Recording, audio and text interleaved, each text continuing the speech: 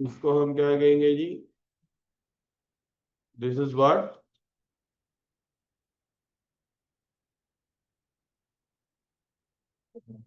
International market. और जो रोजाना लोग बैठ जाते हैं इंटरनेट पे, वहां बैठ के डील्स करते रहते हैं, तो वो। अच्छा बच्चों, अब आ जाए आप, एक और क्लासिफिकेशन है जहां चीजें मिलती हैं, उसको हम गुड्स मार्केट कहते हैं।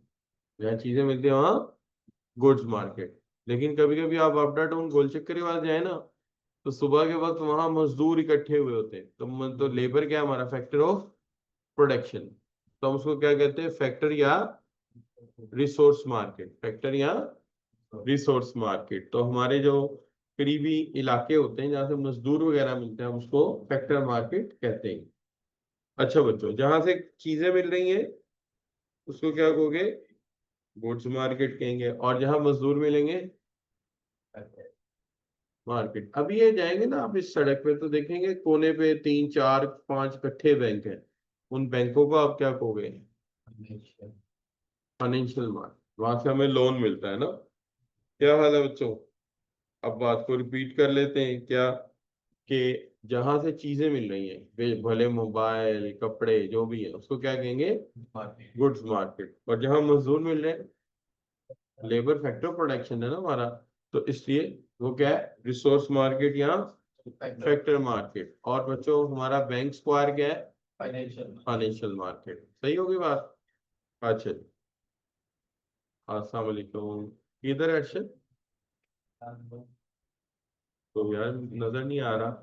क्लास में आ जा जरा। नंबर 11। हाँ हाँ। अच्छा बच्चों, यहाँ तक ठीक हो गई बात। अब चलते हैं हम एक्चुअल टॉपिक की तरफ, जिसके लिए आप लोगों को मैंने बुलाया। एक्चुअल टॉपिक जो मैं डिस्कस करना चाहता था वो है डिमांड। एक्चुअल टॉपिक जो मैं आपसे डिस्कस करना चाहता हूँ वो कौन सा है? डिमांड को डिस्कस करना चाहता हूँ आज। वो जो डिमांड की जो टर्म है, उसके मीनिंग ये है कि डिमांड का मतलब ये है, कहते हैं अगर दो चीजें हो तो डिमांड बनेगी। एक है बच्चों will to purchase, will to purchase. और दूसरी है बच्चों power to purchase. Power to purchase, will to purchase plus power to purchase. अगर आपके पास दो चीजें, एक खरीदने का इरादा और एक बच्चों खरीदने की कुवत, तो ये क्या कहलाएगी? डिमांड। बड़ी सिंपल एग्जांपल है। देखिए आप टोयोटा की गाड़ी देखते हैं, टोयोटा का कार मैन्युफैक्चरर, क्या कहेंगे आप उसको जाके? क्या वो गाड़ी उसके लिए बना रहा है जिसके पास पैसे नहीं? क्या ख्याल है? वो कहेगा मैं गाड़ी उसके लिए बना रहा हूं जिसके पास पैसे हैं। क्या है? Power to purchase. क्या वो गाड़ी उसके लिए बना रहा है जो उसकी गाड़ी खरीदना नहीं चाहता? नो। तो वो कहेगा नहीं, मैं गाड़ी दोनों चीजें होने की सूरत में बनाऊंगा, उसका इरादा भी हो और उसके पास पैसे भी। तो डिमांड इसे कहते हैं। डिमांड करने के लिए डिजर्व करना पड़ता है ना। जो डिजर्व करेगा वही डिमांड कर सकता है ना। तो डिजर्व क्या करेगा? म्यार क्या है? म्यार ये है कि तुम्हारे पास दो चीजें होनी चाहिए, कुव्वते खरीद और खरीदने की चाहत, यानी डिजायर भी होनी चाहिए और पावर भी होनी चाहिए। राइट बच्चों? स्पेसिफिक टाइम से इसलिए रिलेट करते हैं, इसलिए कि देखिए स्पेसिफिक प्राइस एंड टाइम इसलिए रिलेट करते हैं क्योंकि हमेशा इंसान जो है ना, वो बेटे ये पंखा बंद कर दे, इसकी जरूरत नहीं है।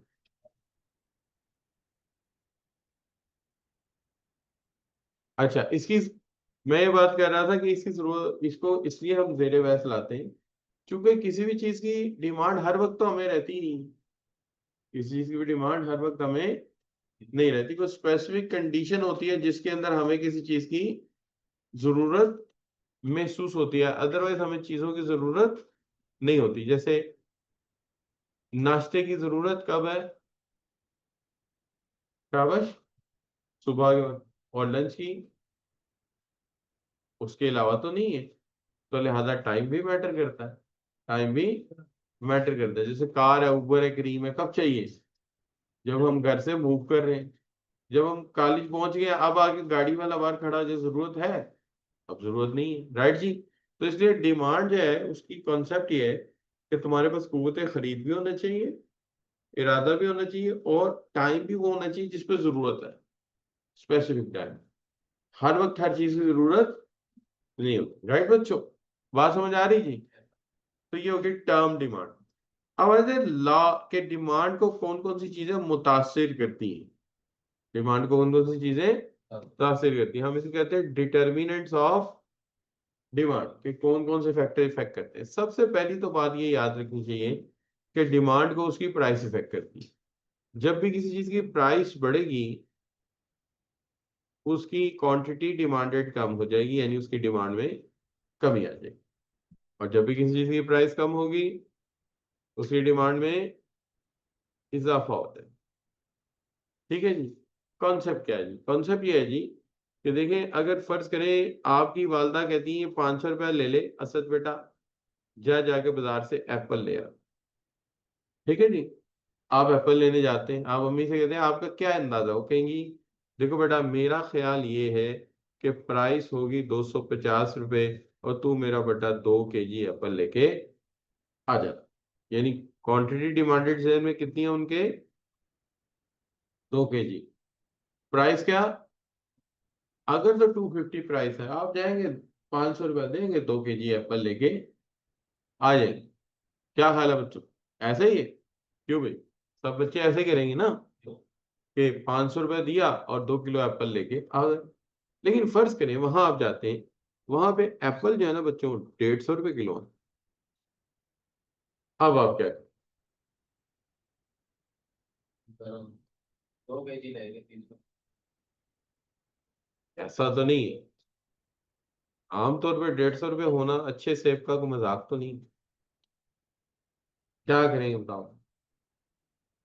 चांस को अवेल किया जाएगा यार। 500 रुपये एलोकेटेड है एप्पल के लिए, पैसे बचा के क्या करेंगे आप कहेंगे यार 3 किलो ले लेता हूँ, क्यों? कोई जूस वूस पी लेंगे यार, फिर मेहमान ही आ जाता है। क्या हाल है? तो इंसान कहेगा सस्ता है तो ज्यादा ले लो। क्या हाल है बच्चों?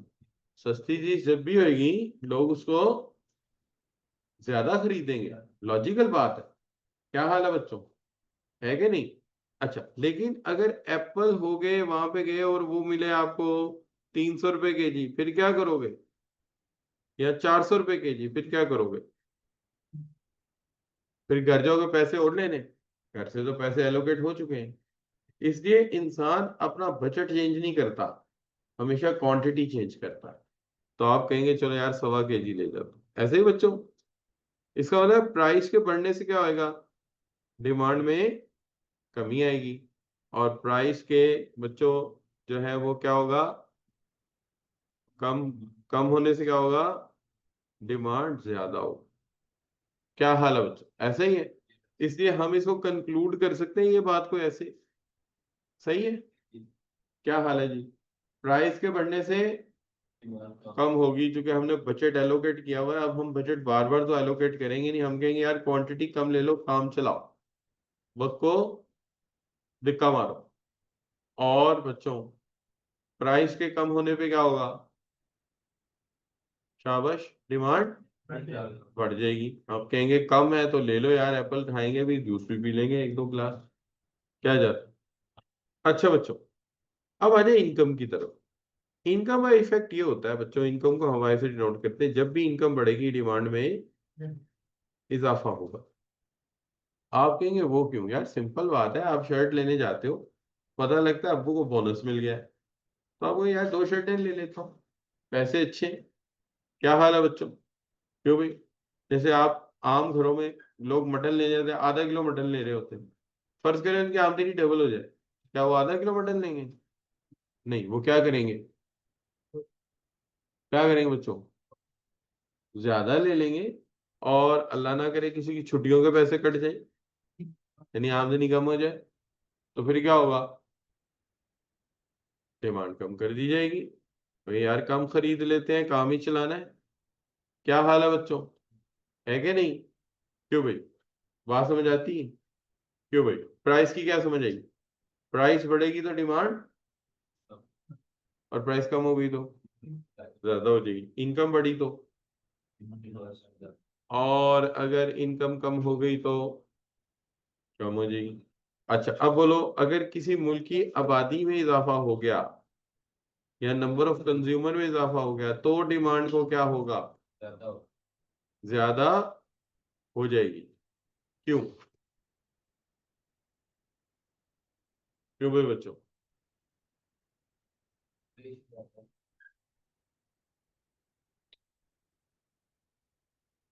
ज्यादा लोग हैं यार, मोर हेड्स मोर डिमांड, मोर हेड्स मोर डिमांड।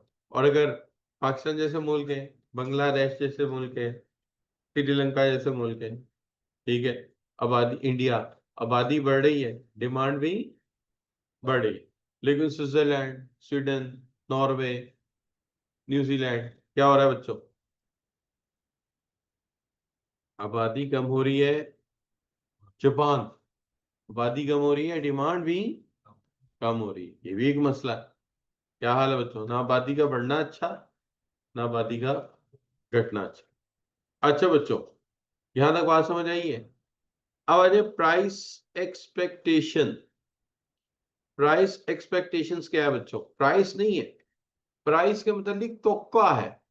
प्राइस नहीं है, प्राइस के मुतालिक एक्सपेक्टेशन है, तोक्का है।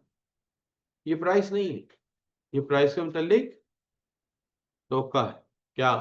आप कोई चीज खरीदने जाते हो मार्केट में, प्राइस वही है जो है, लेकिन वहां एक गॉसिप फैली हुई है कि यार, फर्ज करें आपकी मशीरा की शादी, आप देगचियां लेने गए, बर्तन लेने गए, है जी, वहां अफवाह फैली हुई है यार 1-2 हफ्ते तक ना कीमत गिरने वाली है, तो आप क्या करेंगे? क्या करेंगे? आप इस वक्त नहीं खरीदेंगे, अम्मी को फोन करेंगे, अम्मी फौरन बोलेंगे बेटा ऐसा कर, सॉक्स पेन ले आ, चाय वाय बनाने तकलीफ हो, चाहे महंगा है, जरूरत है इस वक्त, वो ले आ, एक तवा ले आ, बस बाकी चीजें बाद में लेंगे। तो डिमांड क्या होगी?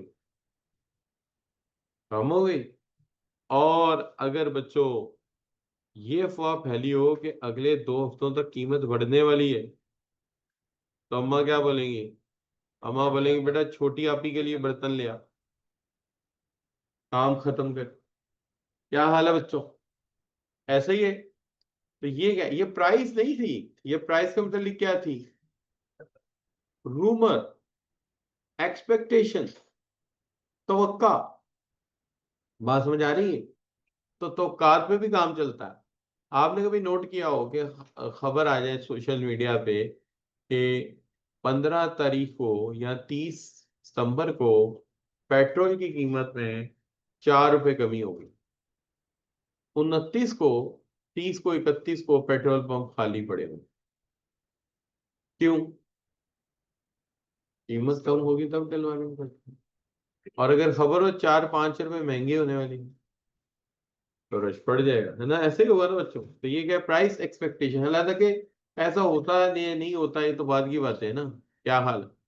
अच्छा बच्चों, अब बात चीजों का ना टेस्ट लगता है इंसान को, बात चीजों का टेस्ट लगता है। जैसे चॉकलेट है, छोटा बच्चा चॉकलेट खाता है तो पता भी नहीं होता चॉकलेट का, उसे तो कड़वी लगती है शुरू में, तो वो कहता है ये क्या खिला दिया मुझे, कड़ेला पकड़ के कच्चा खिला दिया। लेकिन जब टेस्ट लग जाता है फिर क्या होता है बच्चों? बंदा फौरन भागता है कैडबरी, बाउंटी। ऐसे होता है कि नहीं बच्चों? तो डिमांड बढ़ना शुरू हो जाती है। तो इन चीजों का क्या लगाना पड़ेगा? टेस्ट लगाना पड़ेगा। क्या हाल है बच्चों? बर्गर देख लो, हमारे यहाँ बर्गर कौन खाता है? हमारे बुजुर्ग तो बर्गर खाते ही नहीं थे। वो तो किसी को लूज मोशन लग जाए तो तब कहते थे कि बन टिक्की खा लो। क्या हाल है बच्चों? वो तो मजबूरी खाते थे। और आज टेस्ट लग गया लोगों को। अब मैकडोनल्ड, KFC जाओ, रात को लाइनें लगी होती हैं, बल्कि ऐसे लाइनें लगी हैं जैसे अमेरिका का वीजा मिल रहा है। तो वो दूर तक लोग लाइन में लगे हुए हैं, है भी बच्चों। तो टेस्ट लग जाए तो डिमांड बढ़ जाएगी, नहीं तो नहीं बढ़ेगी। इसकी रिवर्स कोई नहीं होती, एक बार टेस्ट लग गया तो वह लग गया। और बच्चों कुछ चीजों की हैबिट्स होती हैं, जैसे स्मोकिंग देख लो। स्मोक, कभी सिगरेट का टेस्ट किसी को पूछो, ठीक है, तो मैं स्मोकर से पूछता क्या क्या सिगरेट मीठा होता है, पता नहीं। क्या क्या ये कड़वा होता है, नहीं। इसका टेस्ट क्या है, टेस्ट कोई नहीं, तो फिर क्यों पीते हो, कहते हैं हैबिट। तो हैबिट लग जाएगी तो क्या होगा, डिमांड बढ़ जाएगी। चाय कॉफी की भी क्या होती है, हैबिट होती है। लग गई तो ठीक है, बाद लोग चाय पीते ही नहीं है तब भी वो लड़ ही रहते हैं। क्या हाल है बच्चों, है कि नहीं। अच्छा बच्चों, अब आगे आ जाए एडवर्टाइजिंग पे। बच्चों एडवर्टाइजिंग किसी भी चीज की देंगे तो क्या होगा, डिमांड में इजाफा होगा। सही है जी। अच्छा बच्चों, अगर किसी चीज कोई चीज क्रेडिट पे मिलने लग जाए, डिमांड ज्यादा हो जाएगी, क्योंकि उधार मिल रहा है ना बच्चों। तो अभी सुजुकी एवरेज गाड़ी बनी है, डब्बा टाइप सी है, 7 सीटर होती है, बड़ी फैमिली के लिए, तो बिक नहीं रही। तो कंपनी ने क्या किया, कंपनी ने कहा जी कि हम नो इंटरेस्ट पे आपको इंस्टॉलमेंट पे दे देते हैं, साल में आसान किस्तों पे ले लो, है भाई। तो क्या होगा बच्चों, क्या बच ज्यादा हो जाएगी। डिमांड ज्यादा होगी, राइट जी, नो इश्यू। अच्छा इसी तरह बच्चों देख लो कि जो है अभी थोड़े दिन पहले 2-4 दिन पहले मैं देख रहा था, तो एक गाड़ी है, हुंडई टू हुंडई टुसान टाइप की है कुछ। तो वो बता रहा था बंदा कि बड़ी सस्ती मिल रही है, ले लो। तो मैंने कहा देख ही ले यार कितनी कुछ सस्ती मिल रही है। उसने कहा कि बड़ी आसान किस्तों पे है, 80 लाख की गाड़ी है, सिर्फ आधे पैसे पहले देने हैं, सिर्फ 40 लाख रुपए एडवांस सिर्फ, और 5 लाख रुपए महीना किस्त है बच्चों, और किस्तें देनी है 8 सिर्फ, और 8 महीने में गाड़ी आपकी नो इंटरेस्ट, और गाड़ी बिक रही। लोग इतने खुश हैं, इतनी सस्ती गाड़ी, इतनी मुनासिब कीमत में, और वो भी इंस्टॉलमेंट पे बिक रही। अब आप सोचेंगे ये कौन से लोग हैं। नहीं बच्चों, आपको समझ आ रही कौन से लोग हैं, नहीं समझ आ रही, बताओ कौन से लोग हैं। सेगमेंट का फर्क होता है ना, तो ये सेगमेंट है बिजनेस वाली। तो देखो, 8 million rupees is a good investment. 8 million देके गाड़ी जो वो लेगा, वो 8 मिलियन बिजनेस में इंजेक्ट कर देगा। और अगर उसे बिजनेस करना आता है, तो वो उसमें से चले 4 मिलियन दे दिया, 4 बिजनेस में लगा दिया। अगर 4 बिजनेस में लगाया, उससे वो महीने का 3-4 लाख तो कमाएगा। तो वो 2 लाख पास से डाल देगा, और अच्छा बिजनेसमैन हो 5 ही कमा ले, तो वो कहेगा मुझे आधे पैसों में गाड़ी मिल गई ना, मैंने 40 इधर दिया, बाकी बिजनेस में इंजेक्ट किया, उधर से कमा के इसको पैसे दे दिए। क्या हाल है बच्चों, तो बात समझ आ रही है कि नहीं आ रही, कि पहली भी गई, आ रही है बच्चों। अच्छा बच्चों, तो यहाँ से क्या बात समझ आएगी, क्रेडिट पे चीज मिलेगी तो लोग ज्यादा खरीदेंगे। और क्रेडिट पे बात चीजों की हमें क्रेडिट पे अच्छी जरूरत होती है, जैसे एसी बहुत महंगे, 2-2 लाख का एसी है। इसी तरह बच्चों गाड़ियां महंगी हैं, घर महंगे, तो ये हम चाहते हैं ये चीजें हमें किस पे मिल जाए, इंस्टॉलमेंट में मिल जाए, ठीक है ना। हमारे मुल्क में तो ऐसी स्कीम भी चलाई जा सकती है, शहर लाहौर में इतना किराया है ना, अगर वो अच्छा प्लानर हो ना, तो इतना किराया लेके 10-20 साल में घर दे दे आप। 20 साल का प्लान हो, इतना किराया दे के बंदे को घर मिल जाए। मैंने एक आध दोस्त का प्लान किया था ऐसे, आज से कोई 7-8 साल पहले। मैं यार कमेटी डाल, कुछ पैसे इकट्ठे कर, तो वो दे रहे थे तो 25,000 रुपये महीना किराया। तो हमने 10 लाख वो ले आया, तो फिर मिजान बैंक के साथ मिलके हमने एक नश्तर टाउन में ना, वहां से एक घर खरीदा 3 मरले का। ठीक है, वो जाहिर है वो रहते 4-5 में ही होंगे अमनाबाद में, लेकिन वो इधर हमने शिफ्ट किया उनको। तो किस्त होगी 32,000। उस वक्त उसे लगी मुश्किल, 32,000 ज्यादा था, 25,000 थोड़ा था। लेकिन 32,000 देने के बाद ये है ना कि ये घर आपका है, आप इसमें 10 लाख एडवांस दे दिया, 30 लाख बैंक से ले लिया। अब घर आपका है, आप ऊपर सोलर लगवाएं, ममटी बनाएं, फर्नीचर अपनी मर्जी का लाएं, तो कन्वीनियंस ही बड़ी हो जाती। फिर ग्रेजुअली क्या हुआ कि उसने सोलर सिस्टम इंस्टॉल कर लिया, तो बिजली का बिल बचना शुरू हो गया। अब बिजली का बिल जो बच रहा है वो भी किस्त में जा रहा है। और अब किस देखी जाए, आप 3 मरले का घर ट्रिपल स्टोरी लेने जाता तो 45 का होता, अब वो 30,000 रुपये महीना ही दे रहा है इंस्टॉलमेंट। इंटरेस्ट रेट भी नीचे आ गया, अब 28 पे चली गई होगी इंस्टॉलमेंट। तो ये होता है कि वो अब वो जो किराया देना था उसमें उसका घर बन गया। तो ये थोड़ा सा प्लानिंग जो है ना वो करनी चाहिए। और वो प्लानिंग के लिए ज्यादा अच्छा ये है कि आपके घर के करीब कोई आंटी रहती हो ना, अराइयों से दोस्ती करो। वो कमेटियां डालते हैं, और कमेटियां डालते हैं, उनसे कमेटी शमेटी कोई ले लो। आम लोग कमेटी कम ही डालते हैं, 2 फैमिली डालती ज्यादा। एक शेख डालते हैं कमेटी, और एक डालते हैं अराई। और और दोनों डील में बड़े खड़े होते हैं, जो कहते हैं वो, मतलब लेन देन में they both are very good, दोनों अच्छे हैं। मेरी एक राई आंटी ने कमेटी मान ली थी, लेकिन कोई बात नहीं, खैर। अच्छा बच्चों, अब बात आ गई क्या जी, पर्सनल सेलिंग। पर्सनल सेलिंग क्या होती है बच्चों? पर्सनल सेलिंग ये होती है, बंदा आके खुद चीज बेच जाता है आपके पास। बंदा आगे खुद चीज बेच जाता है, तो होता है ये, इंसान सोचता है पता लगा, अच्छा देखूंगा, अच्छा पता करूंगा। लेकिन अगर कोई बंदा रोज आ जाए और आके मालूमात आपको देता रहे, तो ग्रेजुअली क्या होगा, आप उसकी इंटेंट पहले ही है, तो वो चीज की क्या होगी बच्चों, डिमांड बढ़ जाएगी। तो पर्सनल सेलिंग से भी डिमांड बढ़ती है। आप एडवर्टाइजिंग पर्सनल सेलिंग में फर्क है। एडवर्टीजमेंट वो है जो टीवी में देखते हैं। पर्सनल सेलिंग ये है कि आपके घर आ जाता है सेलमैन, और आके नोक करता है कि सर ये चीज आपने लेनी है, मैं आपको बताता हूँ कैसे खरीदनी है। क्या हाल है बच्चों, है कि नहीं?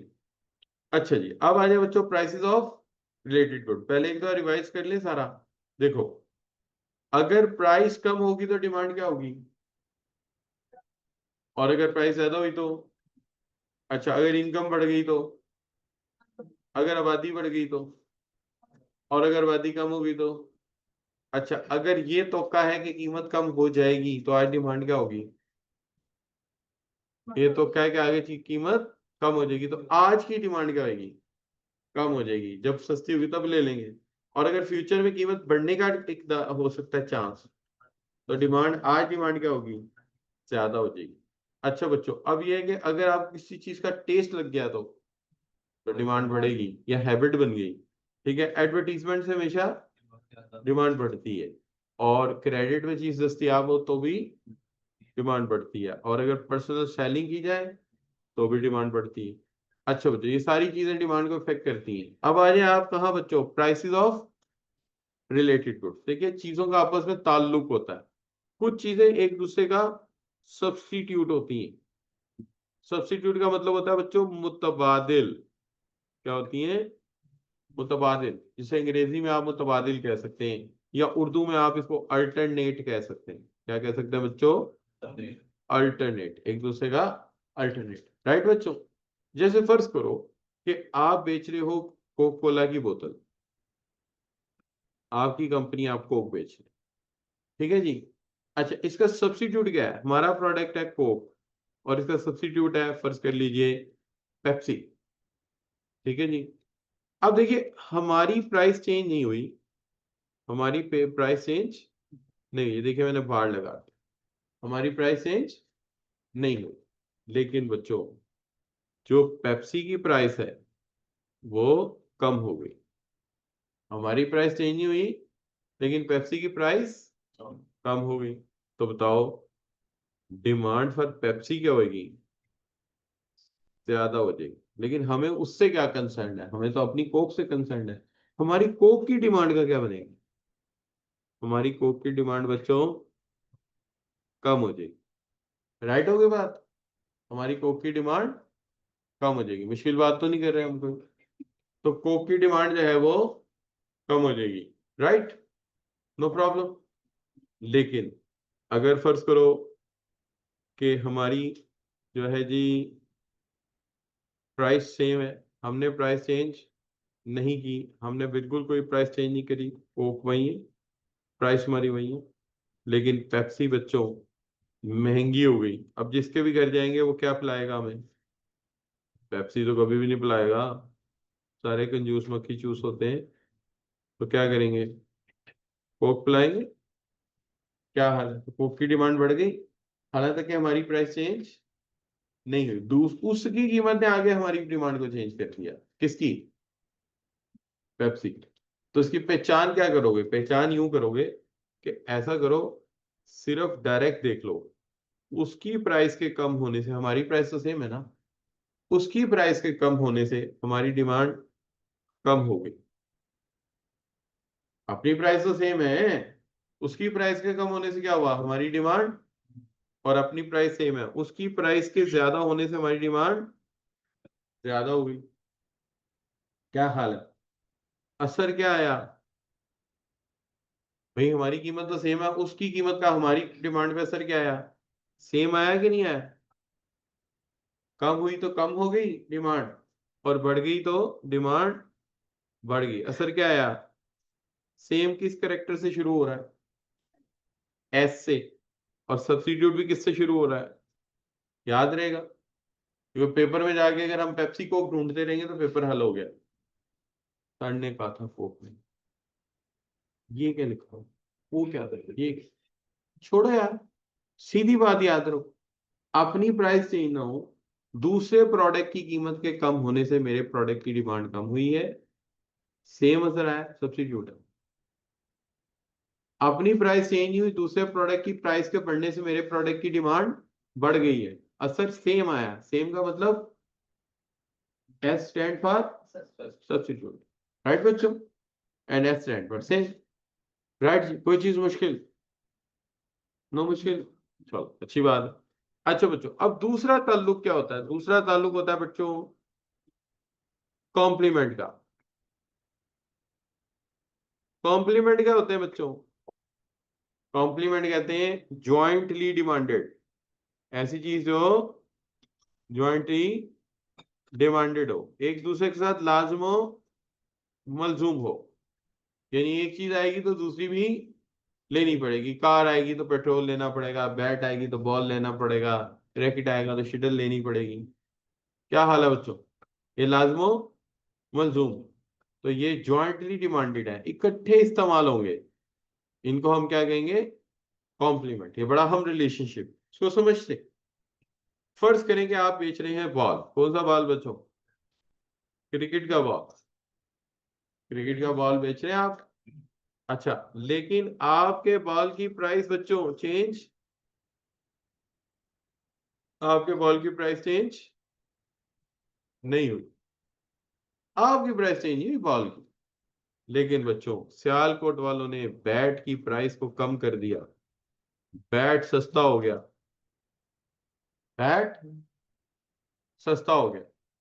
अब बताओ, बैट के सस्ता होने पर जो लोग जो है गलियों में लाटू खेल रहे थे, वो भी बैट ले लेंगे। जो कंचे खेल रहे थे, कंचे समझ लो, ठीक है, क्या हाल है उसमें? जो तारा तारा खेल रहे थे, लुकन मीटी खेल रहे थे, सब क्या करेंगे? बैट ले लेंगे। तो जब बैट की प्राइस कम हुई तो सबके पास क्या आ गया? बैट। अब बोलो, हमने बॉल की प्राइस को चेंज की है?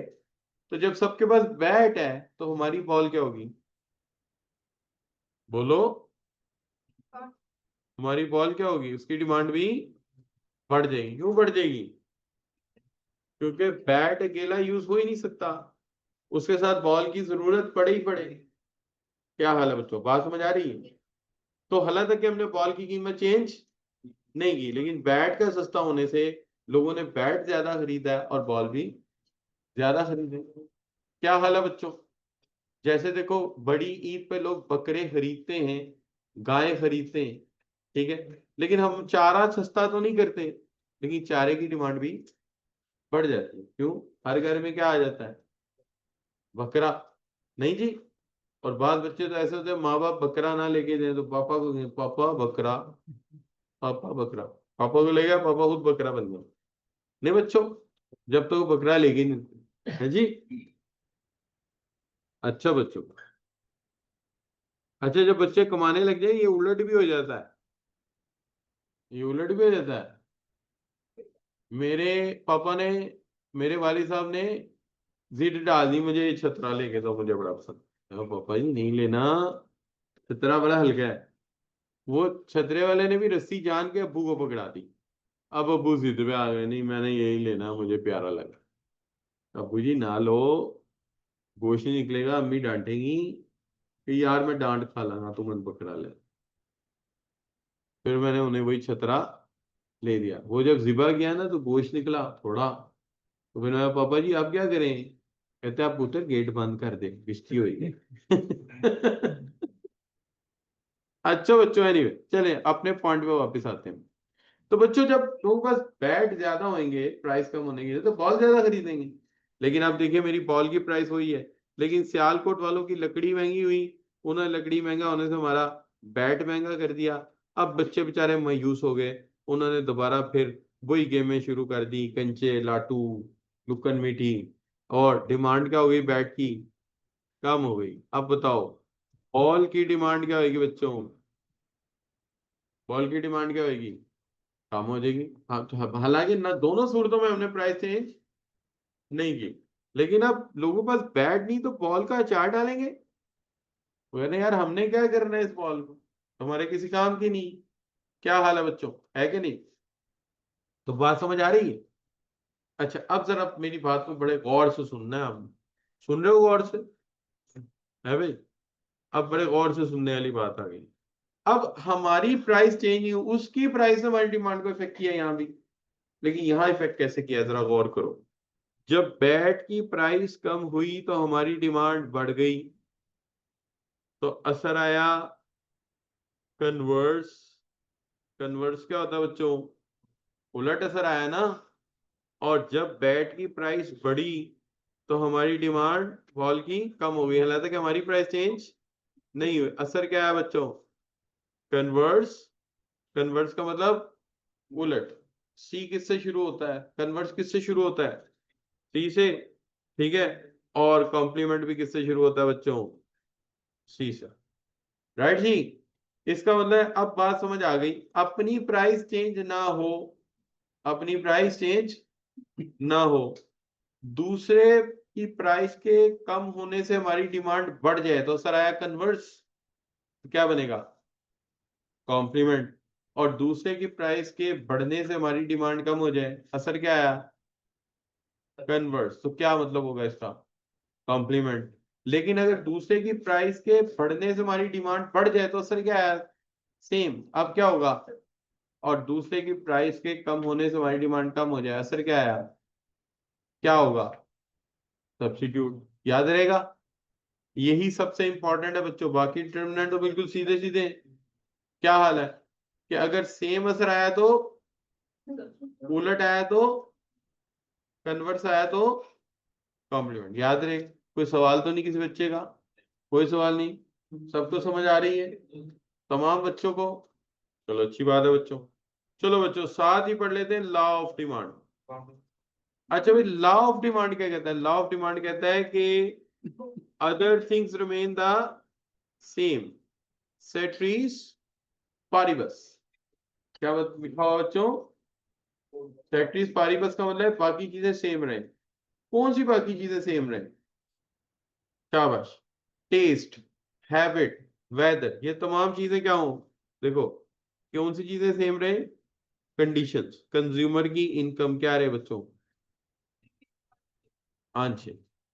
अच्छा बच्चों, पॉपुलेशन का साइज क्या रहे?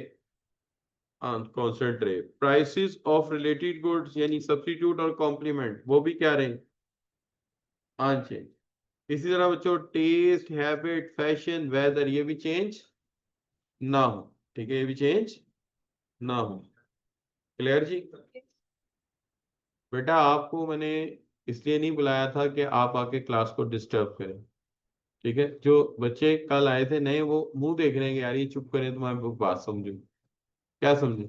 आप ऐसे भी करके बात करेंगे तो भी आवाज तो आनी है, डिस्टर्बेंस तब भी होनी।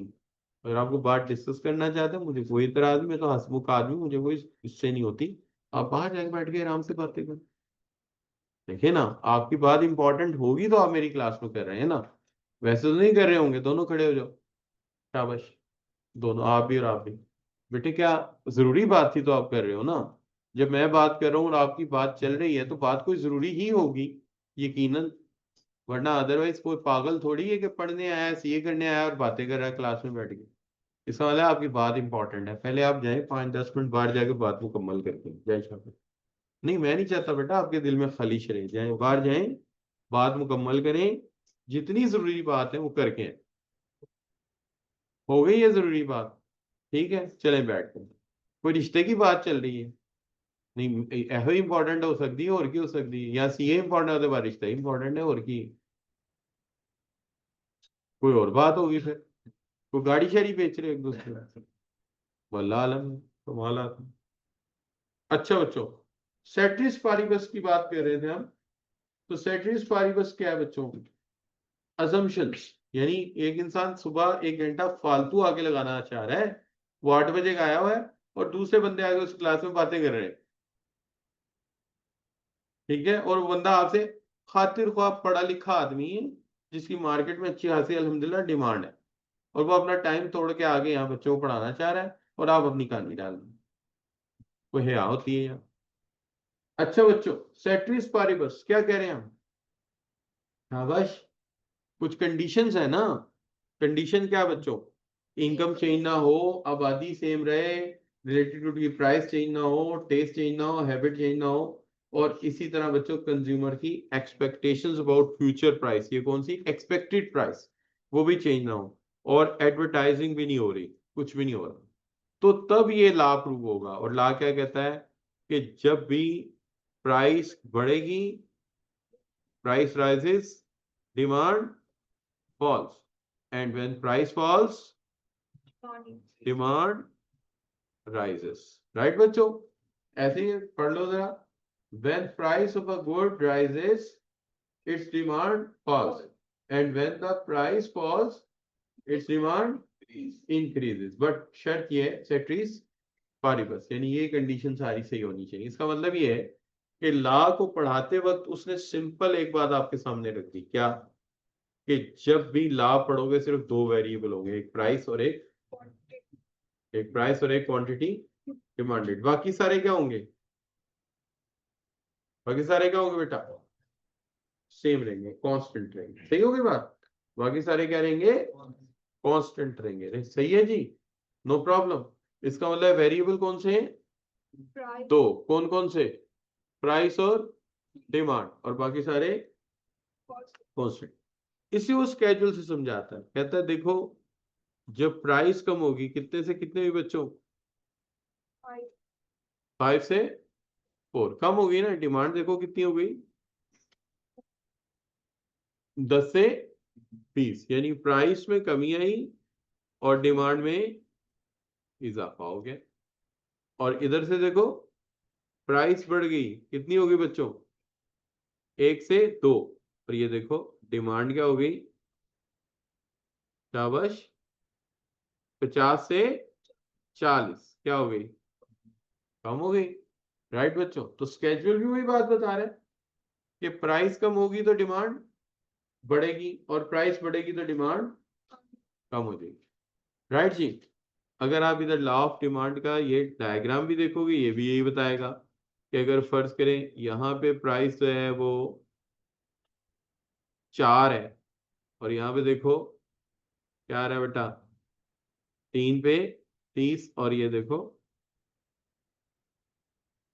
हम कहते हैं ये पॉइंट ए है, ये बी है, और ये सी है। हम कहते हैं जब प्राइस 3 थी तो डिमांड क्या थी बच्चों? शाबाश, प्राइस 3 थी, डिमांड क्या थी? 30। हम किस पॉइंट पे थे? बी पे, ठीक है।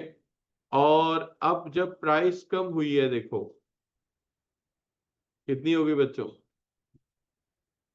शाबाश, 3 से 2, तो डिमांड बढ़ के क्या हो गई?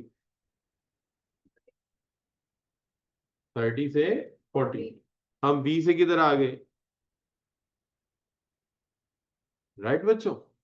बात समझ आ रही है एवरीबॉडी? नए बच्चे बात समझ रहे हैं जी सर? कि प्राइस 3 से 2 ही, डिमांड 30 से 40, हम बी से किधर आ गए? सी पे। अच्छा अब देखो, अगर प्राइस समझे 3 ही थी, लेकिन अब बढ़ के क्या हो गई?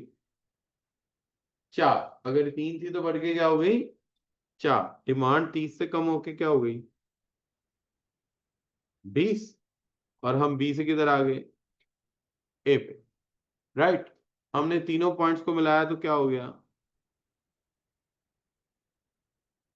शाबाश बच्चों, क्या बन गया डिमांड कर्व।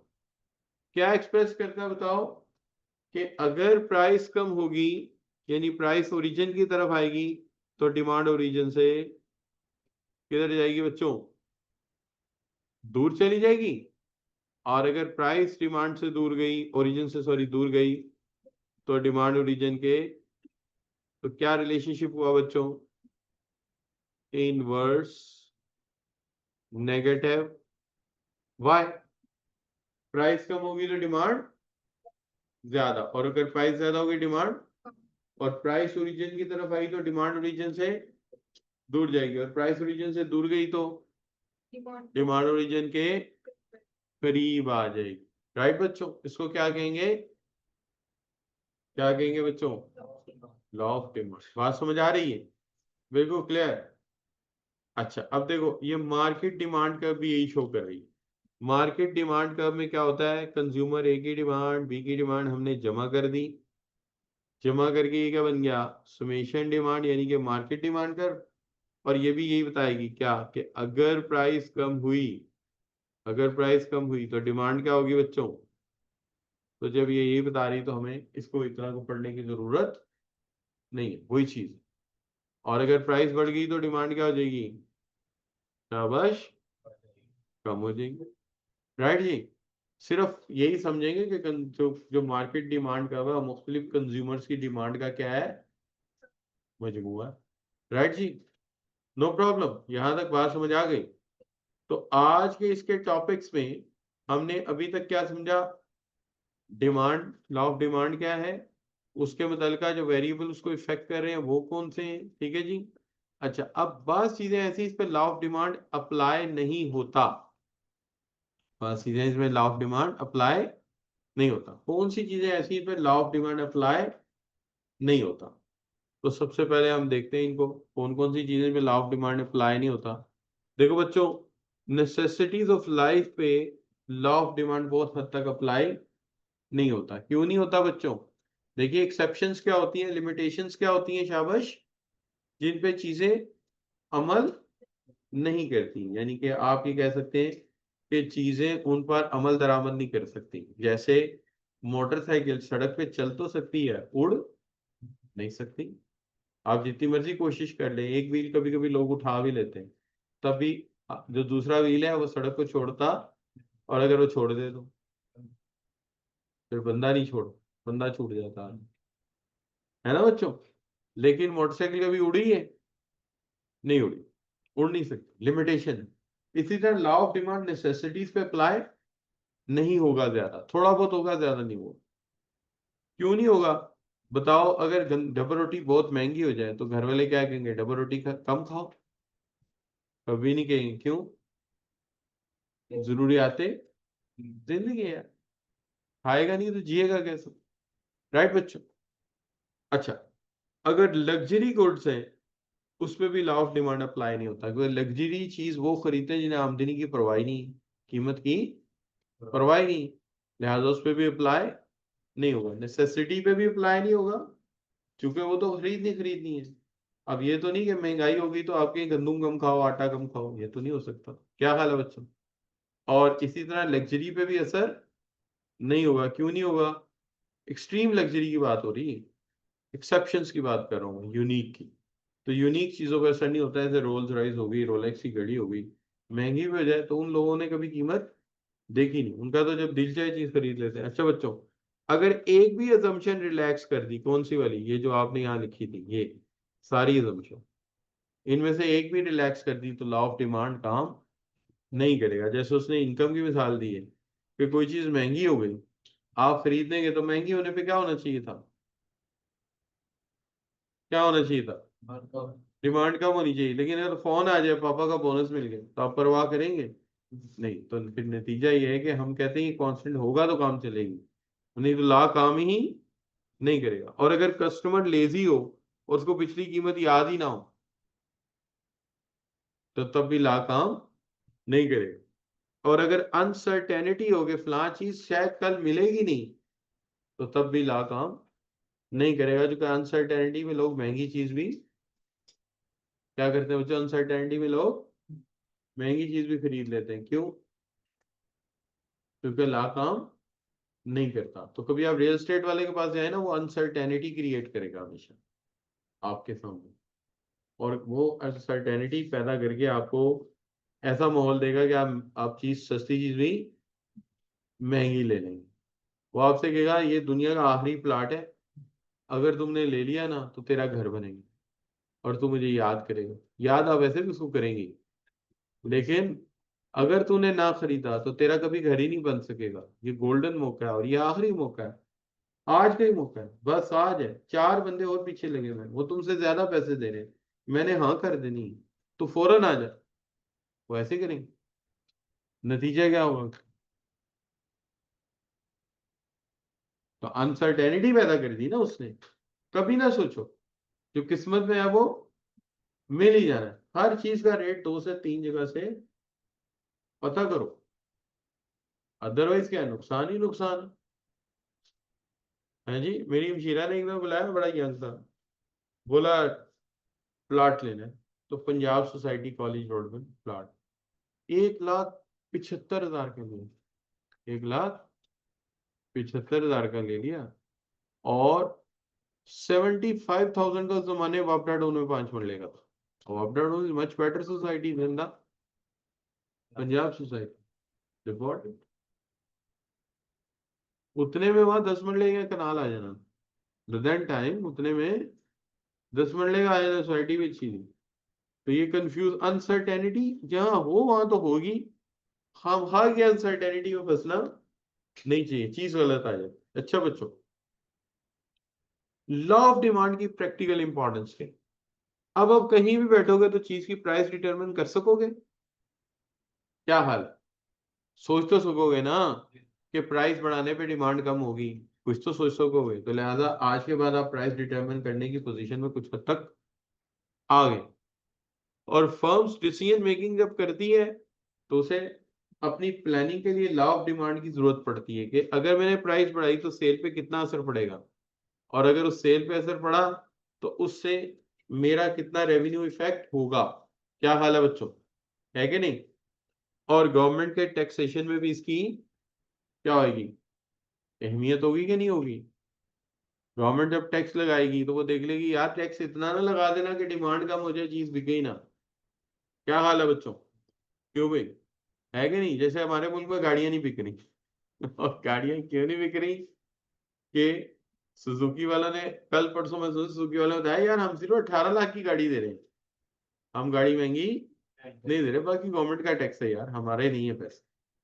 ठीक है, तो 18 लाख की गाड़ी को महंगी नहीं है, लेकिन गवर्नमेंट ने इतना टैक्स लगाया हुआ है कि वो गाड़ी बिक ही नहीं सकती। अब मैं कहता यार उस पर 2 लाख टैक्स ले लो ना अगर तुम, तो तुम्हारा रेवेन्यू बढ़ जाएगा। क्या ख्याल है बच्चों? यानी आप एक स्कीम दे देना कि भाई इस गरीब आदमी की गाड़ी जो है, या एक मिडिल क्लास की जो गाड़ी है, अगर वो आप बेचेंगे तो मैं सिर्फ 2 लाख टैक्स लूँ। तो वो कितने की बिकेगी, 20 लाख की। तो गाड़ियां इतनी बिक जाएंगी कि आपका रेवेन्यू ज्यादा हो जाएगा। आपने इतना टैक्स लगाया कि ना कंपनी का माल बिक रहा है ना आपका बिक रहा है। और जब गाड़ियां ज्यादा बिकेंगी तो प्लांट बढ़ेगा, लोगों को रोजगार मिलेगा, इकोनॉमी बूम होगी, बूस्ट होगी, है कि नहीं? तो ये वो बताती है इकोनॉमिक्स के, प्राइस डिटर्मिनेशन होगा इसके अंदर, उसके अलावा फर्म के डिसीजन में मदद करेगा। और ठीक है बच्चों, तो आज इस टॉपिक के हवाले से इतना कर लोगे? अच्छा, अब इसको पढ़ने का तरीका क्या लगाओगे? तरीका ये लगाना है, घर जब जाना है ना आपने, तो खाना खा रहे हैं, चाय पी रहे हैं, सबसे पहले इसके नोट्स एकदम पढ़ लो, 10-15 मिनट घर जाते ही। है भाई, मैंने चाय खाना इसलिए कहा है कि हो जाता है ना बस, घर जाते ही घर वाले खाना लगा देते। तो खाना लगा भी हो तब भी आपने क्या करना है, हैंड आउट खोल लेना। क्या करोगे? शाबाश, हैंड आउट को एक दफा पूरे को गो थ्रू कर लो। और फिर जब काम शुरू करना है, स्टैट मैथ नहीं करना, पहले पहले हमेशा इकोनॉमिक्स करनी है, क्योंकि ये आधे पौने घंटे में काम हो जाएगा। और जो काम जल्दी हो रहा है उसको पहले कर लो। फायदा क्या होता है? कॉन्फिडेंस आ जाता है यार, मैंने एक काम मुकम्मल कर लिया। दूसरे पे आप ज्यादा स्मार्ट वर्क करते हो, प्रेशर कम होता है, आप जल्दी उसमें भी कामयाबी हासिल करो। ठीक है। वही पहली विकेट जल्दी गिर जाए तो जीतने के चांसेस बढ़ जाते हैं। तो इसलिए आपने कैसे करना है, पहले जाते ही 10-15 मिनट गिर जाते ही इसको दे देने, एक बार नोट्स पढ़ लेने, सारी चीज को आती भी है तब भी पढ़ लेना। अच्छा ये सर ने कहा था यहाँ डिमांड बढ़ेगी, प्राइस के कम होने से डिमांड बढ़ेगी, और प्राइस के ज्यादा होने पर डिमांड कम होगी, मैंने एक दफा गो थ्रू कर ली। बहुत सारी बातें वैसे ही दिन में पक्की हो जाएंगी, पहले भी नक्शे और पक्की हो जाएंगी। और फिर जब आप आधा पौना घंटा देंगे स्टडी आवर्स में इसको, तो ये और पुख्ता हो जाएगी, ये कोर्स इतना पुख्ता हो जाएगा कि इसकी फिक्र ही नहीं होगी आपको इसकी। और एक कोर्स तो ऐसा होना चाहिए जिसकी फिक्र ना हो यार, ताकि बाकियों पे आप ज्यादा जरा अच्छा हमला कर सके। क्या हाल है? उसका तरीकाकार ये 10-15 मिनट जाते ही दो, और स्टार्ट के ऊपर आधा घंटा उसको लगा दे। ठीक है जी, सही होगी बात। अच्छा बच्चों, दूसरे क्लास के अंदर जो क्लास हमारी रेगुलर चल रही है उसको स्टार्ट कर लेते हैं। उसके अंदर मैं सोच रहा था कि अगर हम टॉपिक डिफरेंट ले लें, क्योंकि देखें डिमांड डिमांड डिमांड ही करते हैं 2 घंटे, क्या हाल है, चेंज ना कर ले टॉपिक? क्या राय है आप लोगों की? क्यों भाई? तो बच्चे मेरी राय से सपोर्ट करेंगे कि सर ऐसा करते हैं, टॉपिक चेंज कर लेते हैं, इस तरफ ये करते जाते हैं, साथ इनके आपका रिवाइज होता जाएगा। आप सब लोग ही 8 बजे आ जाओ यार, क्या फर्क पड़ता है? आप सब लोग ही 8 बजे आ जाओ, क्या फर्क पड़ता है? तो 1 घंटा हम सारे पिछला रिवाइज करते जाएंगे, नए बच्चों को पढ़ाते जाएंगे, पुराने बच्चों का रिवाइज होता जाएगा। और जब दूसरा आवर शुरू होगा हम टॉपिक को और ले लेते हैं। क्या हाल है बच्चों? जरा चेंज कर लेते हैं, टेस्ट बदल लेते हैं। जैसे रोजाना अम्मी जो है वो मसूर की दाल पका दें, हाँ, क्या लगेगा? अच्छा लगेगा? नहीं लगेगा। रोजाना तो मटन नहीं खाया जाता, दान दर्द करना शुरू करते हैं। बड़ी ईद पे आपने देखा था, बड़ी ईद का बंदा कहता है यार कोई दाल चाल पकाओ, कोई सब्जी पकाओ, क्या कर रहे हो, गोश्त ही खिलाते जा रहे हो। नहीं बच्चों, अल्लाह तक के सारा साल मटन कम ही मिलता है यार, कहाँ मिलता है? खालिश मटन तो मिलता ही नहीं, मिलता है वो काला ही हो जाता है, पकाओ तो काला हो जाता है, कुछ जायका ही नहीं। अच्छा बच्चों, क्या हाल है? अभी टेस्ट चेंज कर दिया जाए? अच्छा तो ऐसा करते हैं, मेरे पास इसका एक हल है, और वो हल ये है कि हम ऐसा करते हैं, आ, एक तरफ इकोनॉमिक्स इनसाइट पढ़ रहे हैं, दूसरा बिजनेस इनसाइट पढ़ लेते हैं। क्या हाल है? टेस्ट ही बदलना है ना? क्या हाल है? एक तरफ इकोनॉमिक्स इनसाइट है और दूसरी तरफ बिजनेस इनसाइट, क्या हाल है? राय सही है मेरी? देख लेना बाद में को, नहीं सर ये आपने बड़ा गलत। क्या? तू बड़ा ही सड़ियल आदमी। सारी दुनिया एक तरफ जा रही होगी ना, तो तेरी 1.5 इंच की मस्जिद अलहदा बन जाएगी। हाँ जी, ये वो लोग हैं जिन्होंने नए फिरके इजाद किए। तो सारे इधर जा रहे हैं ना, मैं कुछ और ही करांगा। कमाल आदमी। जब फैसला हो चुका है तो तू तो बीच में जरूर बोलना है। फैसला हो जाए तो फैसलाबादियों को बीच में नहीं बोलना चाहिए। फैसलाबाद गया तू? कहाँ गया तू? भावलपुर से आया गया? तेरा भला नहीं। तो तुझे किसने कहा था यहाँ आने को यार? अच्छा, 2 भाई सीए क्वालिफाइड है तेरे? तेरी तो इज्जत करनी चाहिए यार। अच्छा, तेरी घर में कोई इज्जत नहीं होती होगी, है ना? मैंने देखा जिस घर में सीए किए हो ना 2-4 बच्चे, तो जिसने ना किया उसकी कोई इज्जत नहीं होती। बल्कि घर वाले के आगे उनसे पूछते हैं बेटा क्या खाओगे, कलेजी फिफरा खाओगे, गोश्त खाओगे, और ये बोले ना बीजे चुप कर, 100 रुपये से भी रोटी खा लेगा। तेरा सीए भी नहीं हुआ। अच्छा बच्चों, ठीक है। अच्छा बच्चों, ऐसा करते हैं, इसकी ना मेरे पास स्लाइड्स है, मैं स्लाइड्स भेजता हूँ पहले आप लोगों को, तो ताकि आप लोग पहले स्लाइड्स है ना इसकी वो पिक कर लें, हैं भाई?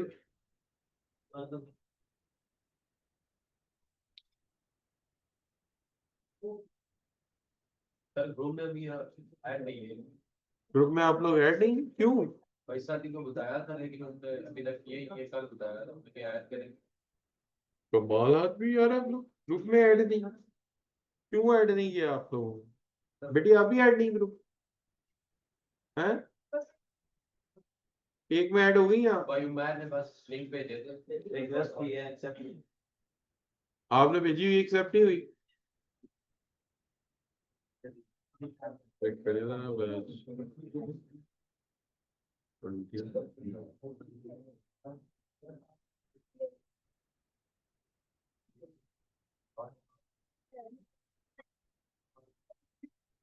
अच्छा बेटा मैंने दो एक्सेप्ट कर दी, हाफिज अवैस रजा यस सर, आप हैं। Yes sir. अच्छा चलो, एक की एक्सेप्ट होगी, दूसरी रिजेक्ट क्यों करी है यार, वो मैंने इसको क्लिक ही किया तो वो रिजेक्ट हो गई। ये बिल्ली वाली किसकी है, डीपी कैट वाली, चलो। अच्छा बच्चों, तो ऐसा करते हैं, हम आपको इसकी स्लाइड्स भेज देते हैं ताकि वो आप उसके साथ शेयर कर लेना ना। हाँ, एक नंबर पे। अच्छा।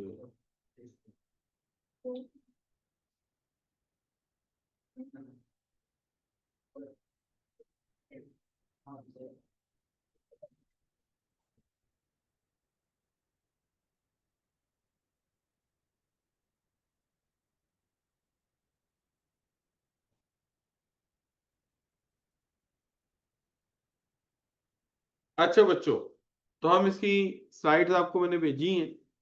पर्पस इसका ये है कि हम अगर 2 आवर्स काम कर रहे हैं तो एक तरफ डिमांड सप्लाई पे 1 आवर कर लें, और उनका रिवाइज हो जाएगा, और साथ हम बिजनेस इनसाइट का एक छोटा सा चैप्टर स्टार्ट कर लेते हैं। बिजनेस इनसाइट का जो वॉल्यूम है, इसमें जो चैप्टर है बच्चों, ये है चैप्टर नंबर 2। गर्ल्स वाले भेजे, अच्छा बेटा 29, और ये है, ये गर्ल्स वाला ग्रुप आ गया। अच्छा बच्चों, तो मकसद मेरा ये था कि कोई आसान चैप्टर पकड़ते हैं एक बात, और दूसरा ये कि जरा टेस्ट भी बदल जाएगा बच्चों का। एक ही चीज बार बार पढ़ने से होता है जरा बच्चे पास करना, वो क्या होते हैं, लेथार्जिक से हो जाते हैं। मेरी भी सर लगता है। ठीक है बच्चों, अब एक्सेप्ट करने का कोई फायदा नहीं, अब तो जो बाद में आने वाली चीजें मिलेंगी वो फिर। सर भाई के बाद। चले ठीक है, ये बेटा एक्सेप्ट हो गई, ठीक है। अच्छा बच्चों चले स्टार्ट करते हैं जी। अच्छा बच्चों, सबसे पहले ये बता दूं कि इकोनॉमिक्स में भी मैंने चैप्टर 2 से स्टार्ट किया है, और बिजनेस साइड में भी चैप्टर 2 से स्टार्ट किया, याद रखोगे।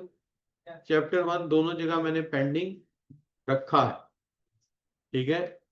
चैप्टर 1 बिजनेस इनसाइड में पेंडिंग इसलिए रखा है कि चैप्टर 1 में है vision, mission, goals, objectives of an organisation. तो जब तक मैं ऑर्गेनाइजेशन के बारे में आपको ज्यादा ना समझा पाऊं, मैं उसके मिशन विजन आपको समझा नहीं पाऊंगा। मुझे पता है कि ये जरा इन्होंने टॉपिक गलती से पहले रख दिया, क्योंकि इससे पहले जो मैनेजमेंट हम पढ़ाते थे सीए में, ये उसमें ये 8वां चैप्टर था। तो अब तो बच्चे भी जरा यंग है, पहला कोर्स है, तो इसलिए मैं इसको पढ़ाना नहीं चाहता इस वक्त, ये खतरनाक हो सकता है। होता है बाजू का ऐसा इंट्रोडक्शन दो सब्जेक्ट के बेरा गर्क हो जाए, बच्चे डर के भाग। अच्छा बच्चों, तो मैं जो सब्जेक्ट आपके साथ शेयर करने लगा बच्चों, ये बड़ा आसान सा है। तो हम इसको देखते हैं, is a very simple topic.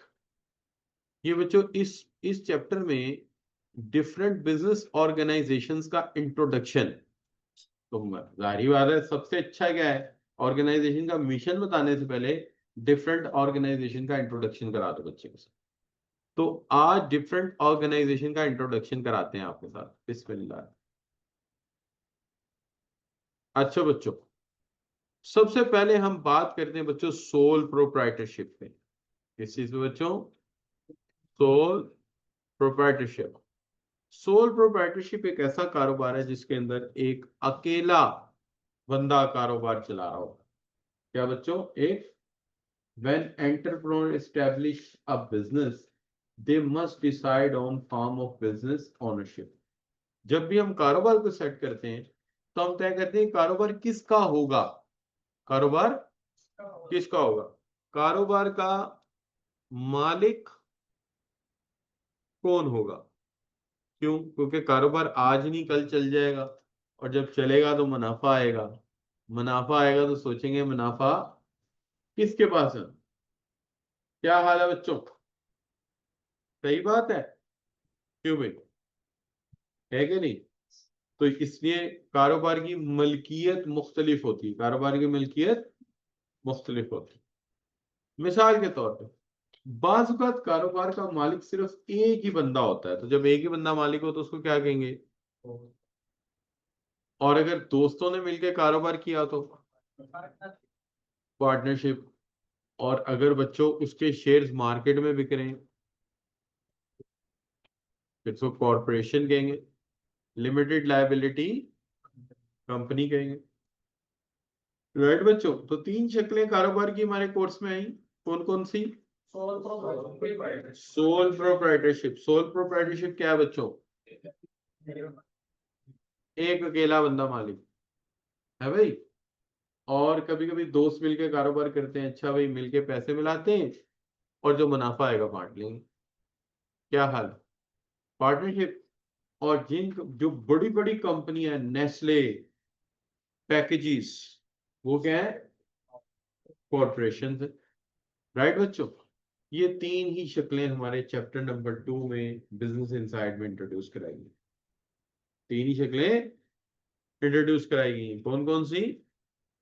Sole proprietorship, partnership और कॉरपोरेशन। राइट बच्चों, अब सवाल ये पैदा होता है कि एक और बिजनेस ऑर्गेनाइजेशन क्या होती है बच्चों? एक बिजनेस ऑर्गेनाइजेशन जो होती है ना, वो मजमुआ होती है इंसानों का और रिसोर्सेज का। किसका बच्चों? इंसानों का। कहता ऑर्गेनाइजेशन एक सिस्टम है जो एफिशिएंट और इफेक्टिवली अरेंज करता है किसको? रिसोर्सेज को। और अचीव करता है किसको? स्पेसिफिक गोल्स को। अब सीएफई एक ऑर्गेनाइजेशन है। क्या ऑर्गेनाइजेशन बच्चों क्या है? एक ऑर्गेनाइजेशन एक ऐसी एंटिटी, एक सिस्टम है। ऑर्गेनाइजेशन एक सिस्टम है जो क्या करता है बच्चों? रिसोर्सेज को इफेक्टिवली यूटिलाइज करता है। रिसोर्सेज को इफेक्टिवली यूटिलाइज करता है। अगर सीएफई ऑर्गेनाइजेशन है तो उसके रिसोर्सेज क्या क्या है बच्चों?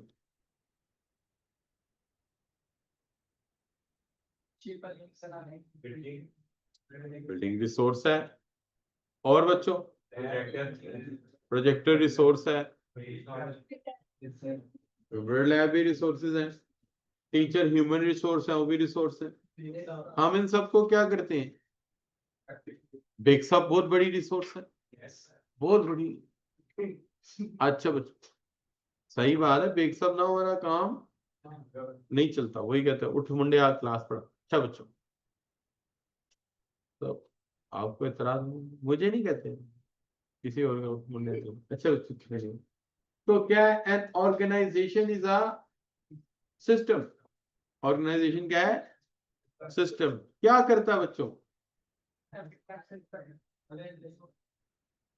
रिसोर्सेज को एफिशिएंटली यूटिलाइज करता है, ऑर्गेनाइज करता है। ठीक है जी, ताकि अपने मकासद को हासिल किया जाए। अच्छा, सीएफई के मकासद क्या है बच्चों? ठीक है, पैसा कमाना भी, और चार्टेड अकाउंटेंट्स बनाना, लोगों को पेपरों में कामयाब कराना। क्या हाल है बच्चों? These are the objectives. क्या हाल है? 2 पहले कामयाब हो चुके हैं, ये देखिए बैठा हुआ है। क्या हाल है बच्चों? यहां तक बात समझ आ रही है? तो मैं ऑर्गेनाइजेशन को फिर क्या मानूं, बताओ मुझे। ऑर्गेनाइजेशन एक सिस्टम क्या करता है? रिसोर्सेज को तरतीब देता है, ऑर्गेनाइज करता है, ताकि उसका बेस्ट यूज करके गोल्स को अचीव किया जा सके। राइट बच्चों, और गोल्स क्या है? मुनाफा कमाना, बच्चों को पास कराना, अच्छा अच्छा ग्रेड दिलवाना, हो सकता है कि नहीं, आर्टिकलशिप तक पहुंचाना। चले, ये भी मान लिया। अगर मैं सीएफई छोड़कर ट्योटा की बात करूं, हटा दिया CFE, टोयोटा आ गया। अब बताओ, टोयोटा भी ऑर्गेनाइजेशन है, इसके रिसोर्सेज क्या बताओ? प्लांट है, बिल्कुल सही है। और बच्चों, क्यों भी, और वहां पे भी क्या है बच्चों? पहले टोयोटा तो पूरी कर लो, शोरूम बाहर चले गए यार। पहले टोयोटा की फैक्ट्री के अंदर से बाहर नहीं निकलने दे रहा अभी मैं आपको, आप शोरूम में फिर रहे हो यार। टोयोटा की फैक्ट्री के अंदर रह के बात करो। जो लोग वहां काम कर रहे हैं, टेक्नीशियन और इंजीनियर, वो उसके क्या है? रिसोर्सेज हैं। उसका प्लांट उसका रिसोर्स है, और उनका मेथड भी उनका रिसोर्स हो सकता है, टेक्नोलॉजी। और उन सबको मिला के उन्होंने क्या, अच्छा टोयोटा की क्या एम है, कभी सोचा गोल्स क्या है? प्रॉफिट तो है ही है, पक्की बात। और अच्छी वाली गाड़ियां बनानी है, मार्केट को कैप्चर करना है, मार्केट में अपना ब्रांड नेम पर लेके जाओ, राइट बच्चों? अच्छा, बात समझ आ रही है ये बात आप?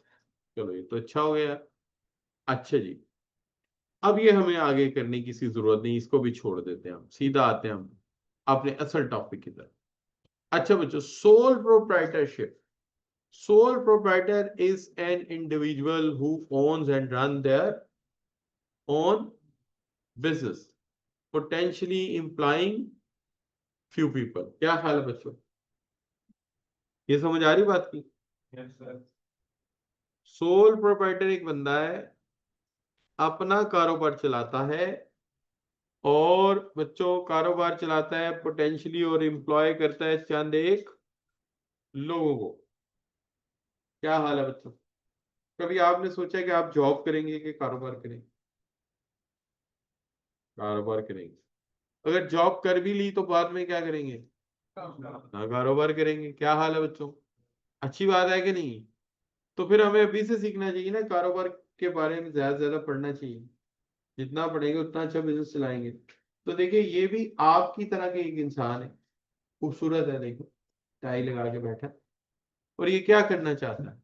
ये भी आपका वाला ख्वाब है इसका, कि ये अकेला पहले छोटा सा कारोबार स्टार्ट करे, और फिर बाद में ग्रो करके एक दिन क्या बन जाएगा? कैटरपिलर। नहीं देखो, मैं अभी यहाँ मेरे बारे में मत सोचो, मेरे बारे में मत सोचो। अभी तुम्हें डांट पड़ी है, तुम गुस्सा निकालोगे, मुझे पता, मुझे पता तुम अटैक करोगे करोगे। ठीक है ना? क्या समझे बच्चों? ये वो बकरा है, इसको दूर से आ दो और टक्कर मार दो ना। आज तुम बहुत गुस्से में, आज गुस्से में हो, लड़के को डांट पड़ी, और लड़का रिवर्स आ रहा है, रिवर्स आ रहा है। अच्छा बच्चों, तो अब बात समझ आई? गुस्सा गुस्सा जा रहा है कि नहीं जा रहा? अच्छा नहीं, जो लड़के करीब बैठे हैं जरा इसकी तरफ देखो, देखो गुस्सा आया हो ना इसको? आया हो ना? लो भाई, तो आप दोनों तो नहीं आए हो ना, चलो आप तो न्यूट्रल, आप देखे जाओ गुस्सा आया कि नहीं, जबरदस्ती मुस्कुरा रहा है। हाँ गुस्सा आया हुआ ना, आया हुआ है भाई। अच्छा बच्चों, चलो जी, बात यह है कि हम सब कहते हैं कि हर इंसान पहले छोटा सा कारोबार करता है, बाद में वो कैटरपिलर बन जाए, मित्सुबिशी बन जाए, टोयोटा बन जाए, वो तो बाद की बातें हैं। लेकिन शुरू में क्या होगा? एक सोल प्रोप्राइटर, अकेला बंदा, इंडिविजुअल क्या करेगा? कारोबार को रन करेगा, वो कारोबार का मालिक भी होगा। क्या हाल है? और चंद एक उसके क्या होंगे? मुलाजमीन। अच्छा, ऐसा कोई कारोबार ढूंढो जरा घर के करीब तरीब। क्या है बच्चे? घर के करीब दुकान, बिल्कुल सही कह रही है वो। अच्छा, लड़की ने दुकान की बात की और लड़का कहता ब्यूटी पार्लर। फार्मेसी सही।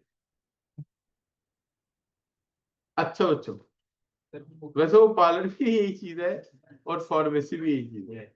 अच्छा बच्चों, फार्मेसी हो गई, ग्रोसरी स्टोर हो गया, ब्यूटी पार्लर हो गया।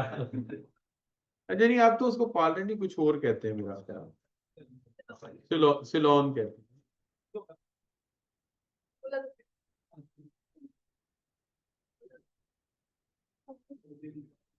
अच्छा बच्चों, सिलोन बड़ी खतरनाक जगह है यार, अल्लाह माफ करे। जाती है अपनी बीवी है, पास आके बैठती है, जब वापस बंदा घबरा जाता है। ना खातून आप यहाँ क्यों बैठी, मतलब मैं तुम्हारी ही बीवी है ना, ये क्या करेगी। अच्छा बच्चों, तो हम बात ये कर रहे थे, एक सोल प्रोप्राइटर जो है बच्चों एक फर्द है जो कारोबार को रन करता है पोटेंशियली, और क्या करता है बच्चों, चंद एक लोगों को अपने साथ मुलाजिम के तौर पे रखता है। इसलिए कहते हैं जॉब करने वाला तो एक जॉब के लिए भागता है, लेकिन एम्प्लॉयर हमेशा जॉब्स क्रिएट करता है।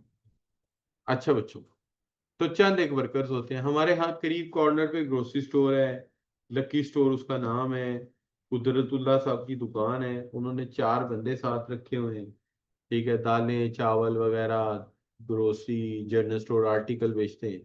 तो ये परफेक्ट शक्ल है किसकी, सोल प्रोप्राइटरशिप की। छोटा सा प्रिंटिंग प्रेस भी हो सकता है, तो इसकी काफी शक्लें हो सकती हैं।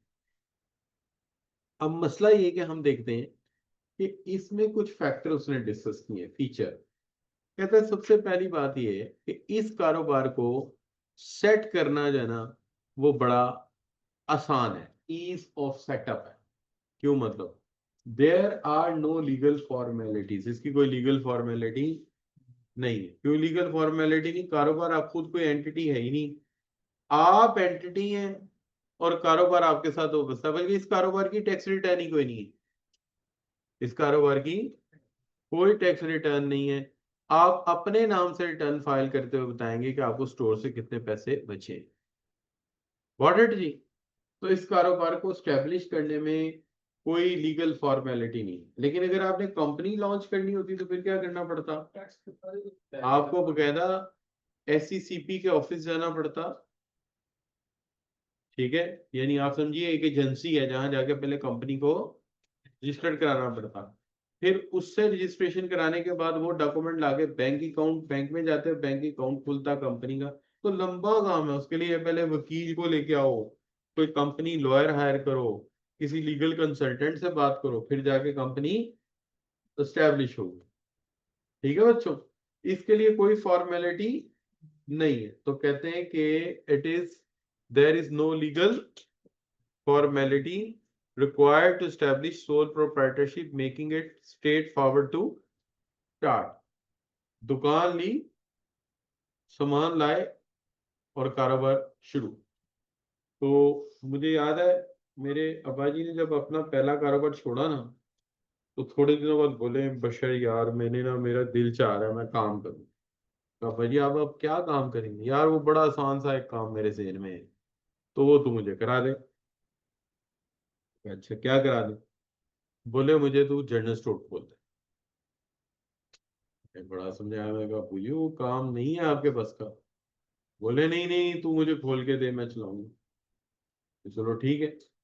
अब बच्चों कोई मसला नहीं, ड्राइंग रूम का गेट दरवाजा मैंने उतार दिया, जो घर का सादा दरवाजा होता है, वहां बीम डाल के ना ऊपर शटर लगा दी। घर के ड्राइंग रूम का क्या बना दिया, दुकान। मैंने कहा कहीं और लेके दी ना तो एक नया मसला पड़ेगा मेरे लिए, ये तो पता है कितने दिन चलानी कितने दिन नहीं चलानी। फिर वो, मैं रहता था उन दिनों क्रीम पार्क, ये मीनार पाकिस्तान के सामने, ठीक है। वही करीब है बिलालगंज, वहां ना पुराना लकड़ी का फर्नीचर आता है जनरल स्टोरों का, जो नहीं चलते होंगे या तोड़ देते होंगे। वहां से मैं अलमारियां लाया मिलती जुलती, ला के मैंने वुडी नटों पेचों से उसको दीवारों पे चारों तरफ कस दिया। पुराने शोकेस ले आके उनको जोड़ जाड़ के मैंने कहा भाई दुकान रेडी हुई, चलो जी। खुद ही फिटिंग फुटिंग करके चीजें ला दी, तो जी ना लीगल रिक्वायरमेंट ना कुछ हो। सुबह को पूछो अब्बा जी कहाँ है, वो तो दुकान पे बैठे हैं, इज वेरी हैप्पी, नमाज पढ़ के फजर की पहुंच जाएंगे, जज्बाती। अच्छा दुकान चल रही है, सारे मोहल्ले में शुरू हो गया, सुबह 6 बजे भी चीजें मिल जाती है, फलां जगह दुकान है जी, शाम को भी अब्बा जी वहीं, दोपहर को भी वहीं। अच्छा बच्चों, अब आ गया क्या जी, कि ईज ऑफ सेटअप है प्रॉफिट ओनरशिप, यानी जो कमाएंगे वो आप। कहते देर इज, कोई मतलब कहता है कि जी बात सिंपल सी है, any profit you made after tax belongs to entirely to owner. यानी अब्बा जी के पास जो पैसे आ रहे हैं वो उनके हैं, किसी को बताने की जरूरत नहीं है। जाती कारोबार है यार, जाती का मतलब क्या है, जाती है, और कंट्रोल इतना ज्यादा है, ठीक है, कंट्रोल बहुत ज्यादा है। तो एक लड़का रखा हुआ उसका नाम था सनी, सनी लड़का था, उसके दो चार और भी दोस्त यार रखे हुए थे, उसको अब्बू सनी नहीं सन्नी कहते थे।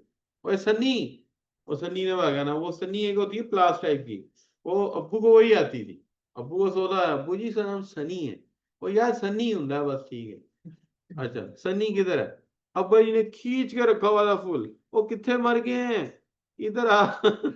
तो फुल कंट्रोल, और फैसले सारे खुद करने, किसी से मशवरा नहीं करना। 4,000 की फिनाइल ही लेके रख लियो भाई, खरीदेगा कौन? सारी गर्मी लगी है, अपनी जरासीम मारे। इतनी फिनाइल अंदरून शहर कौन खरीदता है यार? वो तो कोई बंदा होता है जो थोड़ा, मतलब के कह लेंगे जरा थोड़ा सोफिस्टिकेटेड होता है, तो वो कहते हैं यार फर्श पे फिनाइल जरा लगा ले। वहां कौन लगाता है? चुंटियों में ही सो जाते हैं लोग।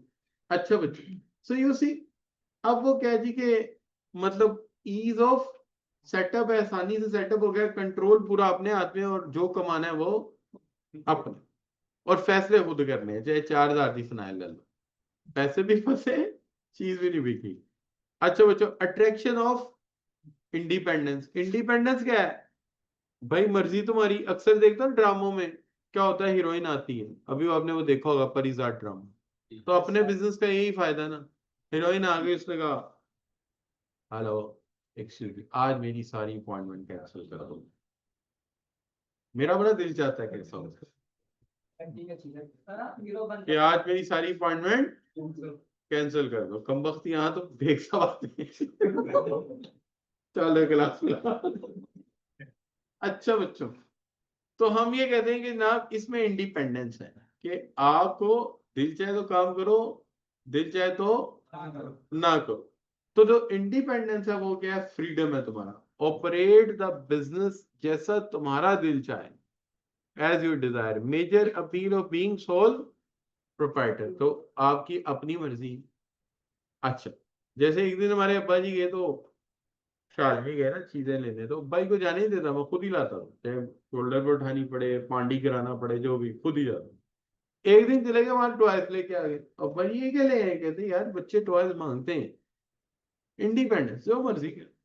अच्छा जी, कॉमन एग्जांपल इसकी क्या है सोल प्रोप्राइटरशिप की? इंक्लूड छोटा सा रेस्टोरेंट खोल लें, कंस्ट्रक्शन फर्म खोल लें, है जी, बार्बर शॉप खोल लें, है भाई, लॉन्ड्री वगैरह खोल लें। जैसे मैं, मुझे एक छोटा सा शौक है बचपन में इलेक्ट्रॉनिक्स का, तो मुझे बाद में पता लगा मैं इलेक्ट्रिकल इंजीनियर बनना चाहता था, लेकिन जब मैं पढ़ रहा तब मुझे नहीं पता लगा। तो बस नहीं पता लगता, उस वक्त लोगों ने कहा ये कर लो, मैंने वो कर लिया। हाँ जी। तो बाद में मैं इलेक्ट्रिकल इंजीनियर बना, तो कभी कभी मैं अपना शौक पूरा करने के लिए क्या करता हूँ कि कोई बंदा मुझे कहे ना कि हमारे घर पे सोलर लगा दो, मैं प्रोजेक्ट पकड़ लो, लाओ दो, लगा लो, कोई बात। तो मैंने एक आध वेल्डर रखा हुआ है, उससे वो स्टैंड स्टूड बनवाया, उससे कहा यार पैनल मैं बताता हूँ कैसे लगाने, पैनल लगा के तारे तूने जोड़ी, जोड़ के तो पूरा कर लिया। अभी मैंने एक प्रोजेक्ट किया है रिसेंटली, तकरीबन 12 लाख रुपए में लगाया है, कुछ 9.5 लाख मेरी कॉस्ट आएगी। तो जो जबरदस्त सिस्टम बना है, वो इतना अप्रिशिएट कर रहा था, कह रहा सर इतना अच्छा बना है आपने, कमाल कर दिया, और हर चीज टॉप क्लास लगा दी उसमें। मैंने कहा बेटा तू इंजॉय करती सब, बिल नहीं आता था। अच्छा बच्चों, तो कभी कभी ये मेरा कॉमन एग्जांपल है कि सोल प्रोप्राइटरशिप है, लोकल बिजनेस है, रेस्टोरेंट वगैरह, तो इस तरह के कारोबार छोटे छोटे जो होते हैं, ये क्या होते हैं? Sole proprietorship. अच्छा बच्चों, अब फुल रिस्पॉन्सिबिलिटी, जिम्मेदारी भी पूरी है बच्चों। हमने लगा दिया सोलर, अगर अल्लाह ना करे कोई गड़बड़ हुई, उसने एक फोन मारना, सर जी कार खराब हो गई है, सर्किट ब्रेकर खराब हो गया, आओ जरा आके चेंज करो। फिर मुझे अपना वर्कर भेजना पड़ेगा या खुद खपना पड़ेगा। तो कहने का मतलब जिम्मेदारी भी क्या है? पूरी। आप अकाउंटेबल हैं फॉर द बिजनेस परफॉर्मेंस, क्योंकि किसी और ने तो कहना नहीं, आपने तो को तो देखना पड़ेगा। और बच्चों इसमें प्रेशर भी बहुत होता है, कहने की बातें, कारोबार चलाना इतना आसान नहीं है। मेरे कॉलेज के एक प्रिंसिपल होते थे, तो मुझे मिले 4-5 साल बाद, मैंने देखा तो बड़े कमजोर हुए। मैंने कहा क्या हुआ? कहता यार मैंने कारोबार कर लिया था, टेंशनों से ये हाल हो गए।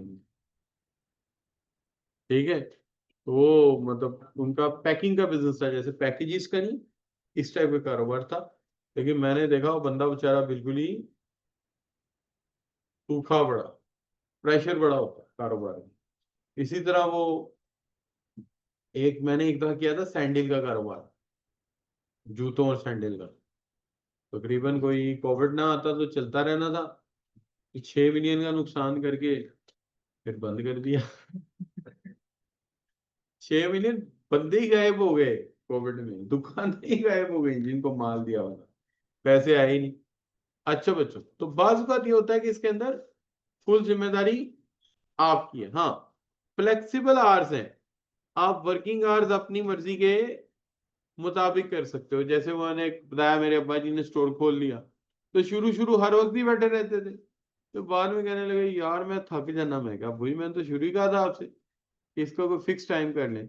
तो मेरे अब्बू ने कहा यार मैं 10 बजे जाऊंगा सुबह। मैंने कहा बस ठीक है, आपकी मर्जी, आपकी दुकान, फ्लेक्सिबिलिटी।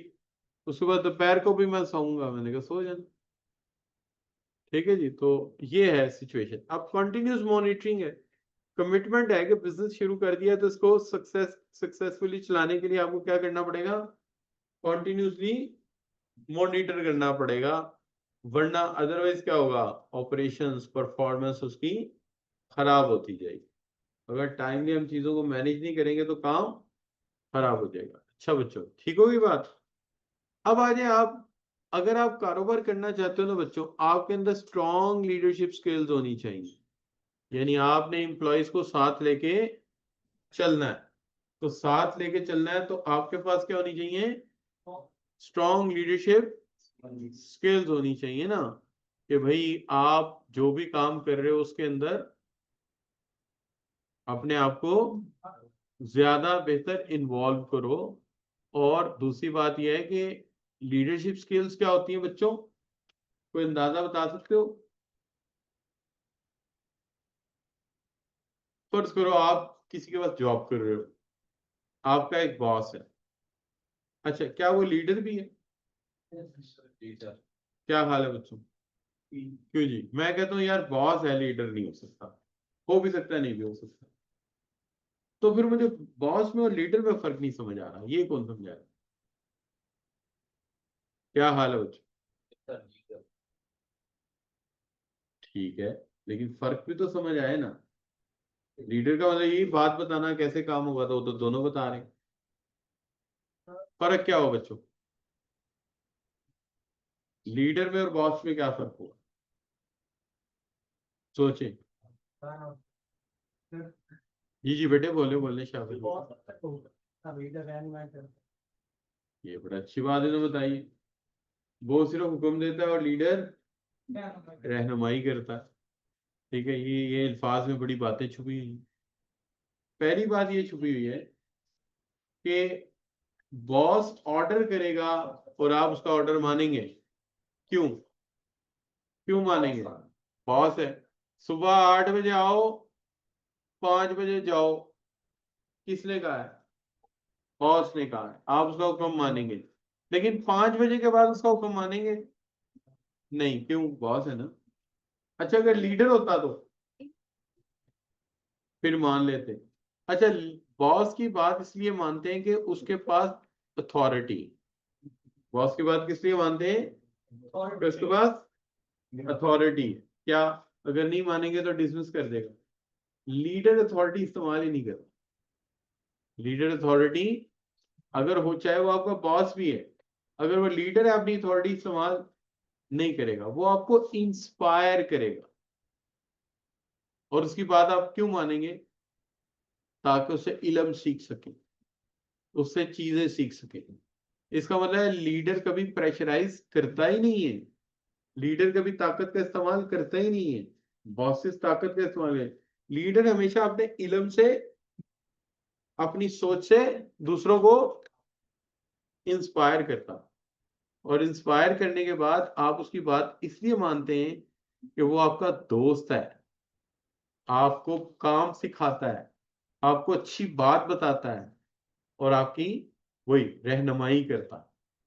ठीक है, तो इसका मतलब है लीडर का ताल्लुक इल्म से है, नॉलेज से है, फिलोसफी से है, इन्फ्लुएंस से है, और बॉस का ताल्लुक अथॉरिटी से है, ताकत से।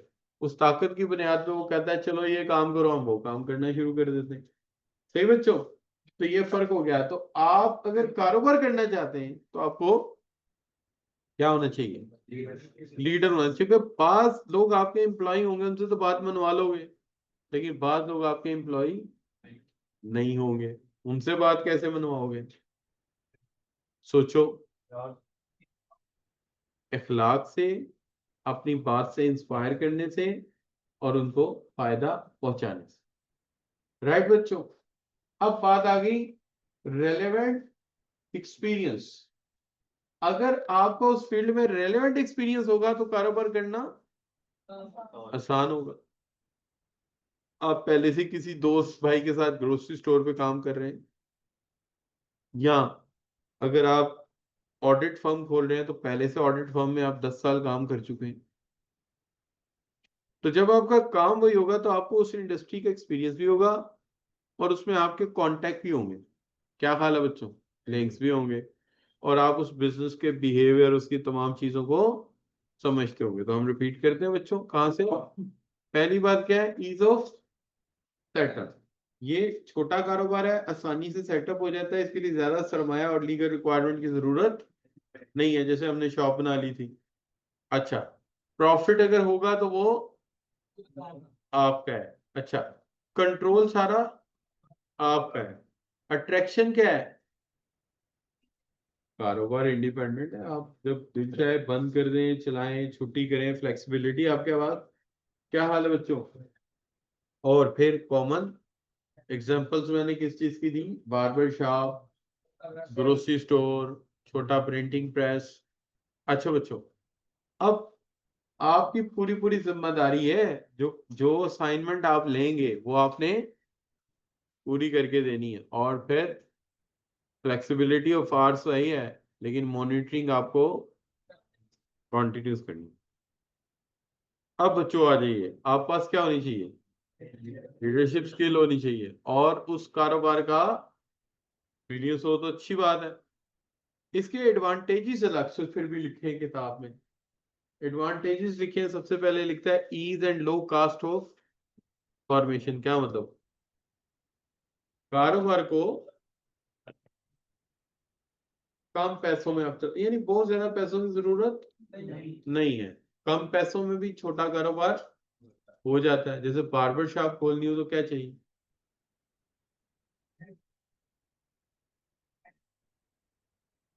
वो तो तू खुद है ना। क्या हाल?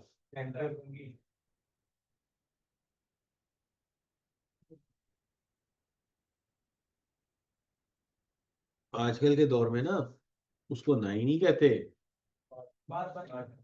हाँ, उसके बड़ा मॉडर्न सा नाम है, हेयर स्टाइलिस्ट कहते हैं उसको।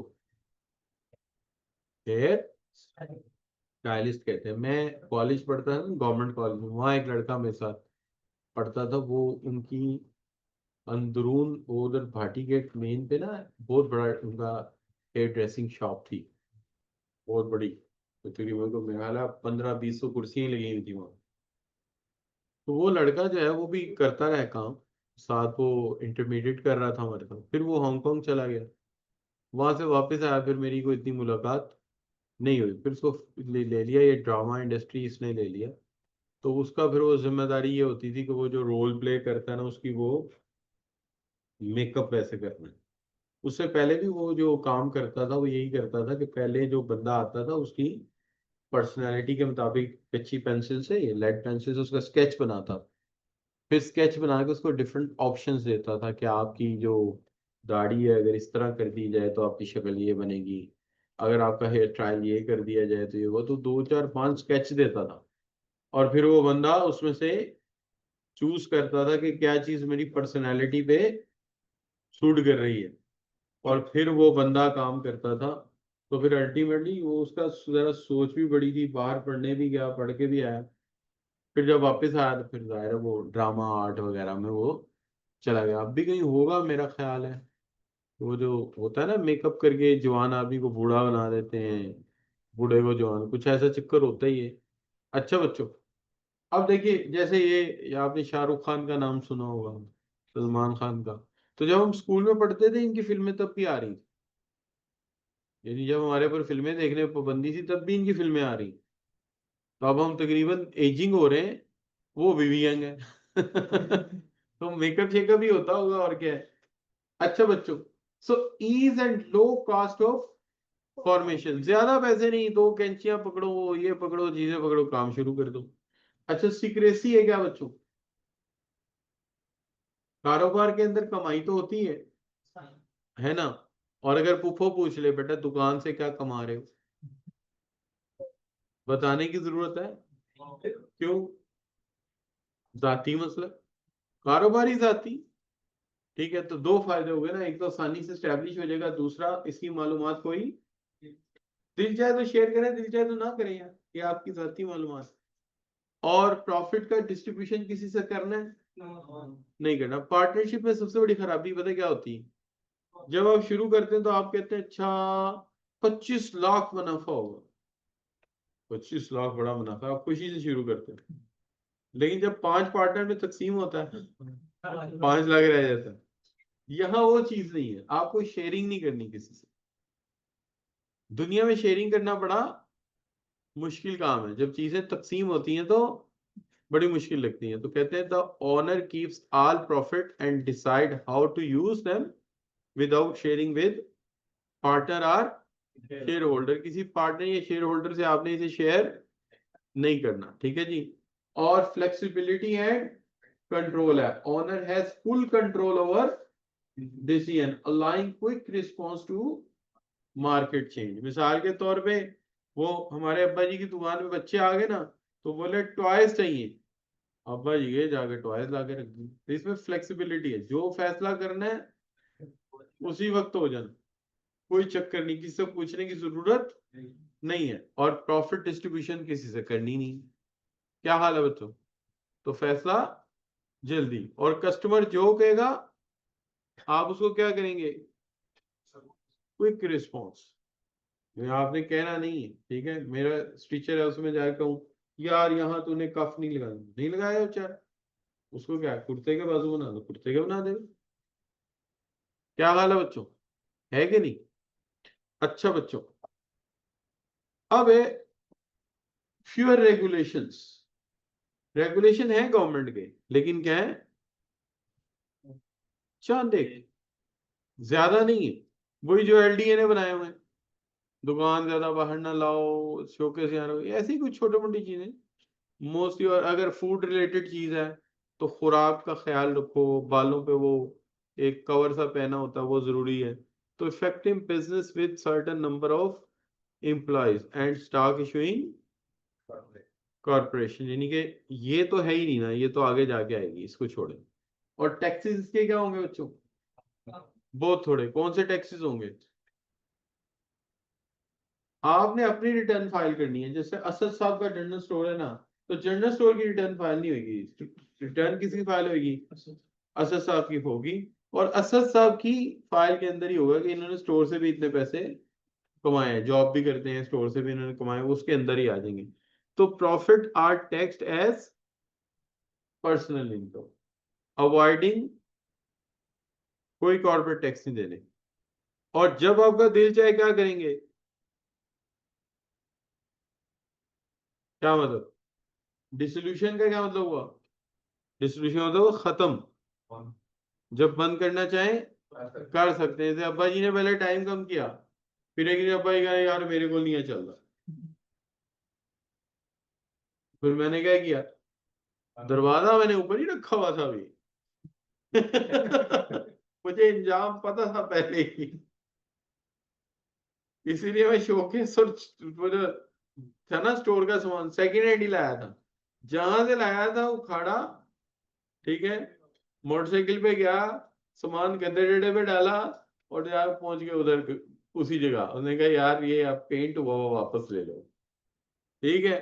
उसने जितने का लिया था कुछ पैसे काट के वापस कर दी, सामान उनको दे दिया, जितने का आया तकरीबन उतने का वापस। सिर्फ शटल का नुकसान हुआ, वो नया बनवाया था, वो बाद में बड़ा सस्ता बिका, वो बाड़िए लेके गया उसको। और वहां दीवार लगा के हमने दरवाजा वही लगा के वही दोबारा पेंट वेंट करके और दीवारों को वो क्या फिलिंग करवा के जहां जहां हमने वो कील शील ठोके थे फिलिंग करवा के उसके पेंट करवा दिया। तो जब दिल चाहे, इरादा नहीं है, कोई बात नहीं यार, इसको क्या करते हैं, बंद कर देते हैं। ये कौन सा बड़ा मसला है?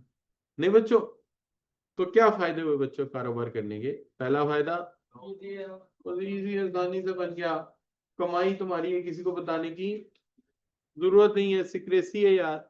अच्छा, प्रॉफिट तकसीम किसी से करना नहीं है, और फ्लेक्सिबिलिटी एंड कंट्रोल है, आराम से तुम फ्लेक्सिबल का मसला है कोई नहीं, कारोबार चलाना है चलाते रहो, ठीक है जी। अच्छा, नहीं चलाना तो बंद कर दो। टैक्स रिटर्न फाइल कोई नहीं करनी, उसकी अपनी रिटर्न में बता देना है क्या कमाया इससे। और चंद एक रेगुलेशन, अगर फूड का कारोबार है तो खुराक साफ सुथरी होनी चाहिए। क्या ख्याल है बच्चों? ठीक है। अच्छा बच्चों, मेरा ख्याल है यहाँ पे हम वाइंड अप कर देते हैं, डिसएडवांटेज कल पढ़ लें। अच्छा, ये मुश्किल तो नहीं लगा आपको? बिजनेस इनसाइड आसान सा कोर्स है ये, डिसएडवांटेज नहीं है। निकाल है समरी हम कर लेंगे यार, मैंने छोटे छोटे से पॉइंट निकाले हैं, यानी मैंने ज्यादा तफसील लिखी नहीं। देखो हर हेडिंग की तफसील मैंने कितनी लिखी है, हर हेडिंग की तस्वीर मैंने 1-2 लाइन की लिखी हुई है। क्या कहते हो? पढ़ लेंगे जल्दी से, 2 मिनट लगने। क्या हाल है बच्चों? एक एक 2-2 लाइन की डिटेल है, पढ़ के खत्म कर देंगे। क्यों भाई? ठीक है बच्चों, तो ये हो गया बच्चों, आसान सा कोर्स है, इसको साथ रख लेते हैं। दूसरे लेक्चर में, पहले लेक्चर में वो करा देंगे आपको, कल फिर 8 बजे आ जाओगे। तो 8 बजे आ जाओगे तो वो डिमांड सप्लाई का टॉपिक चल रहा है, तो और दूसरी तरफ ये कर लेंगे साथ साथ। और अभी अगले लेक्चर में 10 मिनट है, लेक्चर इज ऑफ, आप जाओ थोड़ी देर इंजॉय करो ताकि अगले लेक्चर के लिए बिल्कुल फ्रेश हो के आओ, ठीक है? ओके बच्चों, lecture is of now, lecture हम खत्म कर रहे हैं, और आप सब बच्चे जो हैं फ्री हैं मेरी तरफ